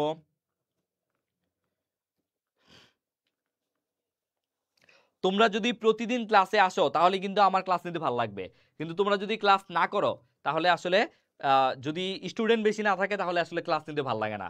এই জন্য তোমরা কি করবে, আজকে গিয়ে তোমাদের যে বন্ধু বান্ধবরা ক্লাস করে নাই তাদেরকে জানাইবা যে লিজেন্ড কেয়ার বা খন্দকার জিকেতে যে পেজগুলো আছে সেখানে ফ্রিতে জুবাইর ভাইয়া ক্লাস নেয়। শুধু জুবাইর ভাই না, আরো ভাইয়ারা ক্লাস নিবে এবং আমাদেরকে বিনামূল্যে সার্ভিস দিবে। ঠিক আছে, আর ক্লাস কেমন হয় এটা তো তোমরা জানোই। যদি খারাপ নেই সেটাও আমাকে বলবা, যদি ভালো নেই সেটাও আমাকে বলবা। ঠিক আছে, ওকে। তারপরে আসো ফেনী নদী। ফেনী নদী পড়া লাগবে না। করতোয়া নদী, এখানে আসলে তেমন কিছু, শুধু মনে রাখবা এটা পঞ্চগড় দিয়ে প্রবেশ করছে। এই যে নদী বিষয়ক, এখানে একটা জিনিস জানা দরকার আছে, নদী বিষয়ক মন্ত্রণালয়। নদী বিষয়ক মন্ত্রণালয়, এখানে আমরা কি কি পড়বো? এখানে পড়বো আমরা নদী গবেষণা ইনস্টিটিউট, এটা হচ্ছে হারুকান্দি ফরিদপুর। এটা প্রথমে ছিল আগে ঢাকায়। দেখো, নদী গবেষণা যে ইনস্টিটিউট, এটা 1977 সালে প্রতিষ্ঠিত হয়, ছিল কোথায়? ঢাকায়। পরে 1989 সালে সেটা ফরিদপুরে স্থানান্তর করা হয়। বুঝতে পারছো? যদি বলা হয় নদী গবেষণা ইনস্টিটিউট, সেটা প্রথমে কোথায় ছিল? সেটা প্রথমে ছিল ঢাকায়। প্রতিষ্ঠিত হয় কবে? প্রতিষ্ঠিত 1977 সালেই হয়েছে, কিন্তু কোথায় হয়েছে? ঢাকায় হয়েছে। পরবর্তীতে 1989 সালে সেটা ফরিদপুরের হারুকান্দি যদি অপশনে না থাকে তখন ভাঙ্গা দিবা। তখন কি দিবা? ভাঙ্গা, মানে ফরিদপুরের ভাঙ্গা। ঠিক আছে, এই যে যে মন্ত্রণালয়ের পানি সম্পদ মন্ত্রণালয়ের অধীন, এই যে এই কয়টা পড়বা। রিভার রিসার্চ ইনস্টিটিউট অবস্থান প্রতিষ্ঠাতা, শেষ। বুঝতে পারছো? আর জয়েন্ট রিভার কমিশন, এটা আসলে লাগবে না, 1972 সালে, এটা না পড়লেও হবে।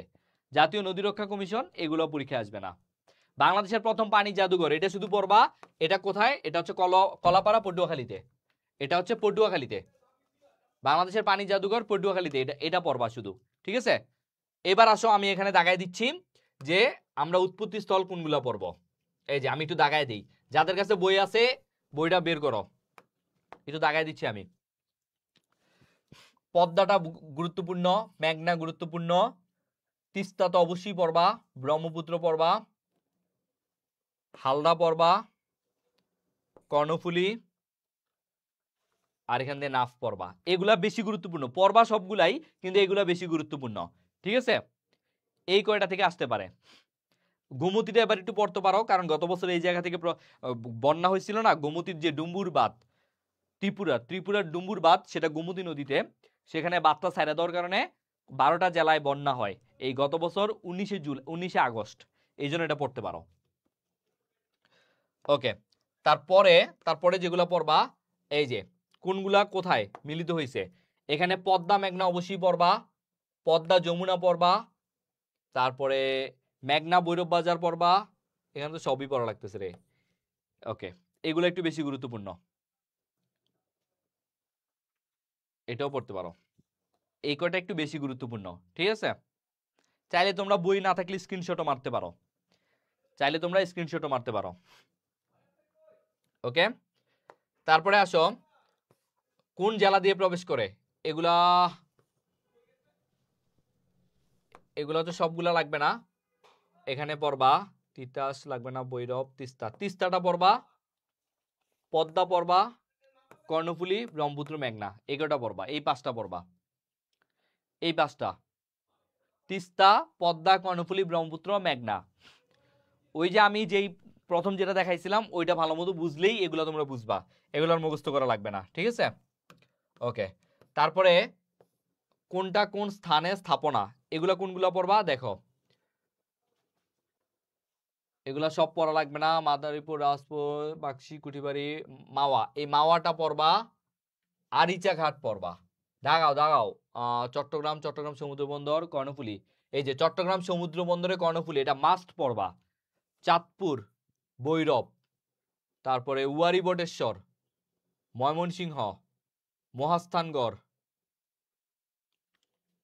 তারপরে হচ্ছে নারায়ণগঞ্জ, পাবনা, গোপালগঞ্জ, টুঙ্গিপাড়া, সিলেট, সুনামগঞ্জ, তারপর কি নদী আছে, হ্যাঁ, এগুলা একটু বেশি গুরুত্বপূর্ণ,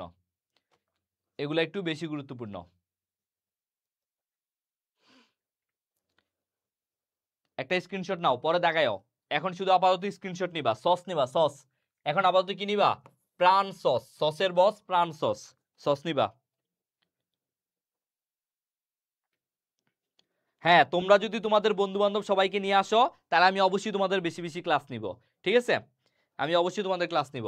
ওকে, তারপরে আসো, এই যে এই জায়গায় আমরা আরো কিছু দেখি, আর কি কি আছে, এই জায়গায় দেখাবা গড়াই, ধরলা, বিষখালী, নবগঙ্গা, পুনর্ভবা, টাঙ্গন, আড়িয়াল খা, এই যে আড়িয়াল খা, ফরিদপুর, এটা যেহেতু নতুন করে একটা বিভাগ হইতে পারে, সো এটা দেখাবা, মানিকগঞ্জ, যমুনা, শেরপুর, মুন্সিগঞ্জ, বরিশালেরটা পড়বা, কীর্তনখোলা, কপোতাক্ষ নদ, আচ্ছা, এখান থেকে দুইটাই পড়বা, ঠিক আছে, এখান থেকে দুইটাই পড়বা, ওকে, এখান থেকে ফরিদপুর পড়বা, বরিশাল পড়বা, ওকে। তারপরে হচ্ছে যশোর, হবিগঞ্জ, মংলা হচ্ছে এই যে মংলা সমুদ্র বন্দর, এটা পড়তে হবে, এটা পরীক্ষায় আসে, মংলা সমুদ্র বন্দর কোন নদীর তীরে অবস্থিত, মংলা সমুদ্র বন্দর, সবগুলা সমুদ্র বন্দর কোন নদীর তীরে অবস্থিত, এগুলা পরীক্ষায় আসে। বাংলা বান্দা, মহানন্দা, এটা পড়বা, বাংলা বান্দা, মহানন্দা, বিরিশিরি পড়া লাগবে না, সোমেশ্বরী, ওকে, কপোতাক্ষ কি দিছে, যশোর, আচ্ছা, সীমানা বিভক্তিকারী নদী, এই যে হারিয়াবাঙ্গা, নাফ নদী, এই যে বলছিলাম হারিয়াবাঙ্গা হচ্ছে বাংলাদেশ ভারত বিভক্ত করি, এই যে দেখো এখানে দৈর্ঘ্য 64 কিলোমিটার দিছে, আচ্ছা, এখানে 64 দিছে, বাংলাদেশ ভারত নাফ নদী 64 দিছে, এখন তোমরা 64 পড়বা, আগে 56 ছিল, এখন 64 পড়বা, ঠিক আছে, 64 পড়বা, এই দুইটাই ভালো মতো পড়বা, হারিয়াবাঙ্গা, নাফ নদী, এই দুইটাই কি করবা। ভাইয়া সাম্প্রতিক বিষয়গুলো কি পড়াবেন, অবশ্যই পড়াবো, কি বলে তোমাদেরকে, দেখো সাধারণ জ্ঞানকে 4টা ভাগে ভাগ করা যায়, বাংলাদেশ, ইন্টারন্যাশনাল, মৌলিক, সাম্প্রতিক, আমরা 4টাই পড়াবো, এবং বিউপির জন্য পড়াবো, ঢাকা ইউনিভার্সিটির জন্য পড়াবো, রাজশাহী, চট্টগ্রাম, সবগুলোর জন্য পড়াবো। আগে তোমাদেরকে যেগুলো বেসিক নলেজ সেগুলো শেষ করে দেই, এই 30 দিন তোমাদেরকে খন্দকার জিকের যেগুলো মাস্ট পড়তে হবে সকল বিশ্ববিদ্যালয়ের জন্য সেগুলো পড়াবো, তারপরে ধীরে ধীরে ঢাকা ইউনিভার্সিটির জন্য আলাদা পড়াবো, রাজশাহীর জন্য আলাদা পড়াবো, চট্টগ্রামের জন্য আলাদা, বিউপির জন্য আলাদা, জাহাঙ্গীরনগরের জন্য আলাদা, ঠিক আছে, আগে হচ্ছে বেসিকটা ক্লিয়ার করে দিই, ওকে। তোমরা জাস্ট আমাদের সাথে থাকো, তাইলেই বুঝবা আমরা আসলে তোমাদের কি কি দিব, ঠিক আছে, আগে জাস্ট থাকো। এখানে এই যে হালদা নদী, এই হালদা চলচ্চিত্র, এখানে সবকিছু পড়া লাগবে না, এখানে মনে রাখবা এটা এই চলচ্চিত্রটা করছে তৌকির আহমেদ, আর হচ্ছে তৌকির আহমেদ করছে, এটা পড়লেই হবে, আর কিছু লাগবে না, এখানে শুধু তৌকির আহমেদ এটা পড়বা, হ্যাঁ। তারপরে আর হচ্ছে এই যে দেখো পদ্মা নদীর মাঝি, এই উপন্যাসটা লেখছে কে? মানিক বন্দ্যোপাধ্যায়। মানিক বন্দ্যোপাধ্যায়, পদ্মা নদীর মাঝি, এটা পড়বা। এটা হচ্ছে একটা চলচ্চিত্র, আর এটা পদ্মা নদীর মাঝি, এটা মানিক বন্দ্যোপাধ্যায় লিখছিল। হ্যাঁ, আর এটা হচ্ছে অবলম্বনে গৌতম ঘোষ চলচ্চিত্র নির্মাণ করছে, গৌতম ঘোষ। এই দুইটা জিনিস পড়বা শুধু। তিতাস একটি নদীর নাম, এটা হচ্ছে ঋত্বিক ঘটক, এটা মনে রাখবা, ঋত্বিক ঘটক, আর কিছু লাগবে না। তিতাস একটি নদীর নাম, ঋত্বিক ঘটক এটা পরিচালনা করছে, শুধু এতটুকু পড়বা, ঠিক আছে? ওকে, তারপরে কার সাথে কার স্মৃতি বিজড়িত নদী, এখন এগুলো একটু কম আসে, তারপরে আমি একটু দাগায় দিই, যেহেতু আসেই তারপর একটু দাগায় দিই আমি এটা। এটা এই যে মাইকেল মধুসূদন কপোতাক্ষ, এটা পড়বা। হে নদ তুমি শতৎ পরমর মনে, এরকম একটা কপোতাক্ষ নদের একটা আছে। তারপরে রবীন্দ্রনাথ চন্দ্রাবতী, মানিক বন্দ্যোপাধ্যায়, এটা তো বললামই মানিক বন্দ্যোপাধ্যায়। নদিনী উপন্যাস, এই যে অদ্বৈত মলম বর্মন, এটা পড়বা, মানিক বন্দ্যোপাধ্যায় পড়বা। গঙ্গা নদ ও নারী, এই যে এটা এটা আসে নদ ও নারী। তারপরে কাদো নদী কাদো, সৈয়দ ওয়ালিউল্লাহ, এটা পড়বা। কাদো নদী কাদো, তারপরে নদ ও নারী, পদ্মা নদীর মাঝি, তিতাস একটি নদীর নাম, এগুলো একটু বেশি গুরুত্বপূর্ণ। স্ক্রিনশট নাও, সস দ্রুত সস নাও। ভাইয়া হারিয়াভাঙ্গা কোনটা? হারিয়াভাঙ্গা হচ্ছে বাংলাদেশ আর পশ্চিমবঙ্গের দিকে একটা নদী আছে, সাতক্ষীরার ওই পাশে, ঠিক আছে? সুন্দরবনের পাশে হারিয়াভাঙ্গা নদী, মানে বাংলাদেশের শেষ সীমানা আর ভারতের শেষ সীমানা, দুইটার মাঝখানে হারিয়াভাঙ্গা নদী, ঠিক আছে? যা ইউটিউবে বা ইউটিউবে দেখে নিবা, তাইলে আরো বিস্তারিত মনে থাকবে। আমি কি করতাম জানো? আমরা 6 জন একটা বাসায় ছিলাম এডমিশনের সময়, আমরা 5 জন ঢাকা ইউনিভার্সিটিতে চান্স পাইছি, শুধু একজন পায় নাই। যাই হোক, সে এখন অ্যাব্রোডে পড়াশোনা করতেছে, সাউথ কোরিয়া। তো যাই হোক, আমরা 6 জন কি করতাম জানো? আমরা যেই জিনিসগুলো বুঝতাম না সেগুলো আমরা ইউটিউবে দেখতাম। ইউটিউবে সেই জিনিসগুলো দেখলে, ওই যে দেখলেই কিন্তু সেটা মাথায় মনে পড়ে যায়, এই জন্য আমি তোমাদের ছবি দিয়ে পড়ানোর ট্রাই করি। তারপরে হচ্ছে আমরা নিজেরা নিজেদের সাথে বলতাম, আচ্ছা বলতো, যখন আমরা কেউ খাবার খাইতাম বা যদি মোবাইল টিপতাম, তখন একজন আরেকজনকে জিজ্ঞেস করতো, এইভাবে আমাদের পড়াশোনা আগাইতো। সাধারণ জ্ঞান কিন্তু ওই নিজে মনে মুখস্থ করলে মনে থাকে না, একজন আরেকজনকে জিজ্ঞেস করলে, গ্রুপ ডিসকাশন করে পড়লে মনে থাকে, ঠিক আছে? ওকে, তারপরে এখান থেকে পড়বা হাসুলি, কাদো নদী কাদো বলছি, ধলেশ্বরী, আচ্ছা আর লাগবে না। তারপরে আসো স্মরণীয় ব্যক্তিদের স্মৃতি বিজড়িত, লাগবে না। এক নজরে গুরুত্বপূর্ণ তথ্য বলি, এগুলা লাগবে না, এগুলা কম গুরুত্বপূর্ণ। তারপরে বাংলাদেশের মোট, আচ্ছা এই যে এখান থেকে কি কি পড়বা একটু দেখাই দিই।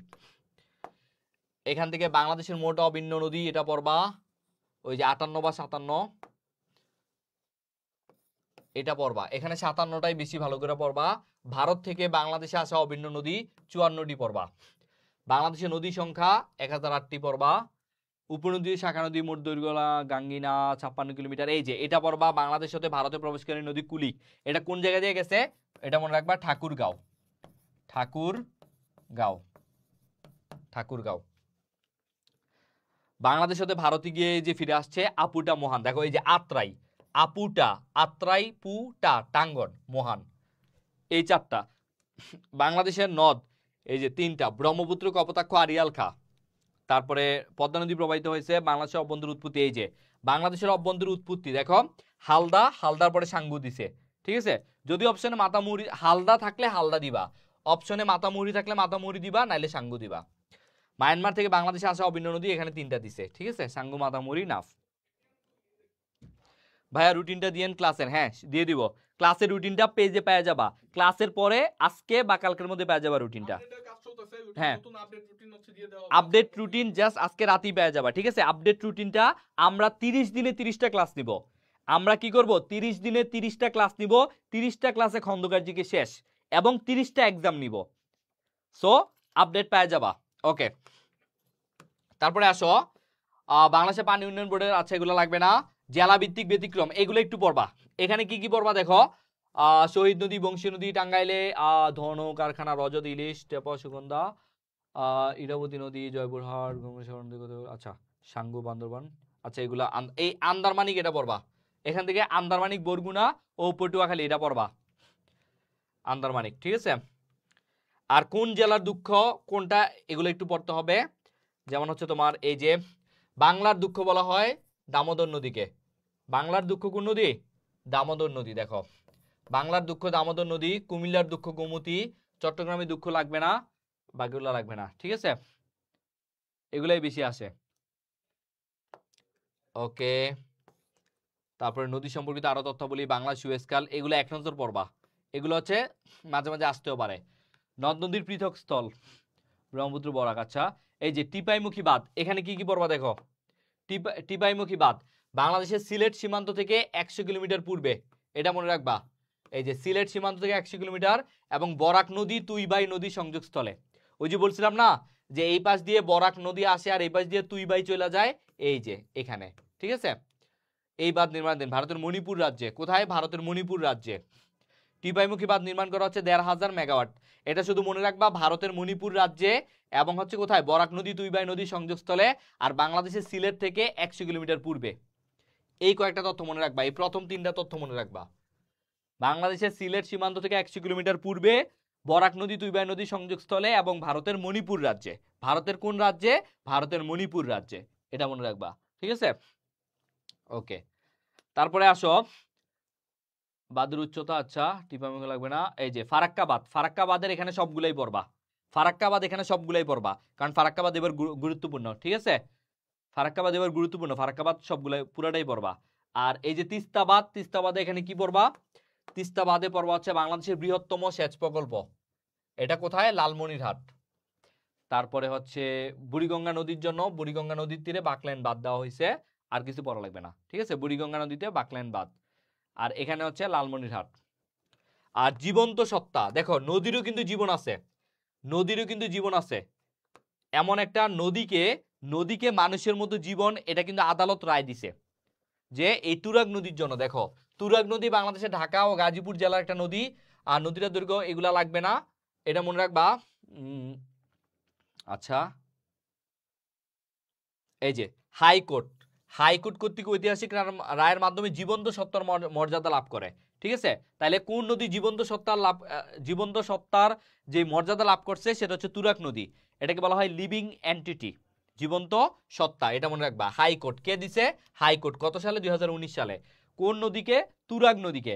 তুরাগ নদী এত ময়লা, পানি এত ময়লা, মানে এখন যদি কেউ মনে করো এই নদীরে আরো বেশি ময়লা করে, বা নদী তোমার হচ্ছে কোনো ক্ষতি সাধন করে, তাহলে নদীর পক্ষ হইয়া অন্য মানুষ তার বিরুদ্ধে মামলা করতে পারবে। নদী তো নিজে মামলা করতে পারবে না, এই জন্য নদীর হইয়া অন্য কেউ মামলা করতে পারবে, এই জন্য এটাকে কি করা হয়েছে, এটা দেওয়া হয়েছে। ওকে, তারপরে আর কি আছে দেখো, এই যে তারপরে হচ্ছে শুধু এমসিকিউ। সো নদ নদী আমাদের শেষ, নদ নদী আমাদের শেষ। আগামী ক্লাসে আজকে আমরা রুটিন দিয়ে দিব, সেই রুটিন দেখে আগামী ক্লাসের উপর, আগামী টপিকের উপর ক্লাস হবে, ঠিক আছে। এবার আমাকে একটু জানাও যে আজকে ক্লাস কেমন লাগছে, বলো আজকের ক্লাস কেমন লাগছে, তোমরা প্রতিদিন ক্লাস করবা কিনা বলো, দ্রুত দ্রুত আমাকে জানাও। আমাদের ক্লাস শেষ, নদ নদী একদম ফিনিশ। সবাই আমাকে জানাও যে আজকের ক্লাস কেমন লাগছে।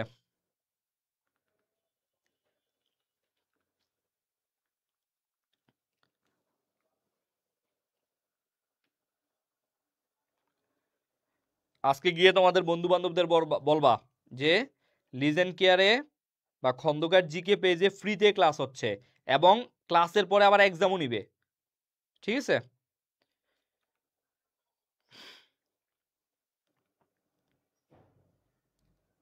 কারো কমেন্ট দেখতে পাচ্ছি না কেন আমি।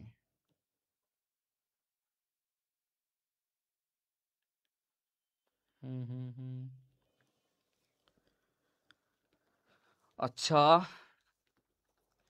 ওকে ভাইয়া, আপনার রেকর্ড ক্লাস চাই ভাইয়া, রাখাইন হবে তো, ডান ডান। আচ্ছা, এটা কি আগের,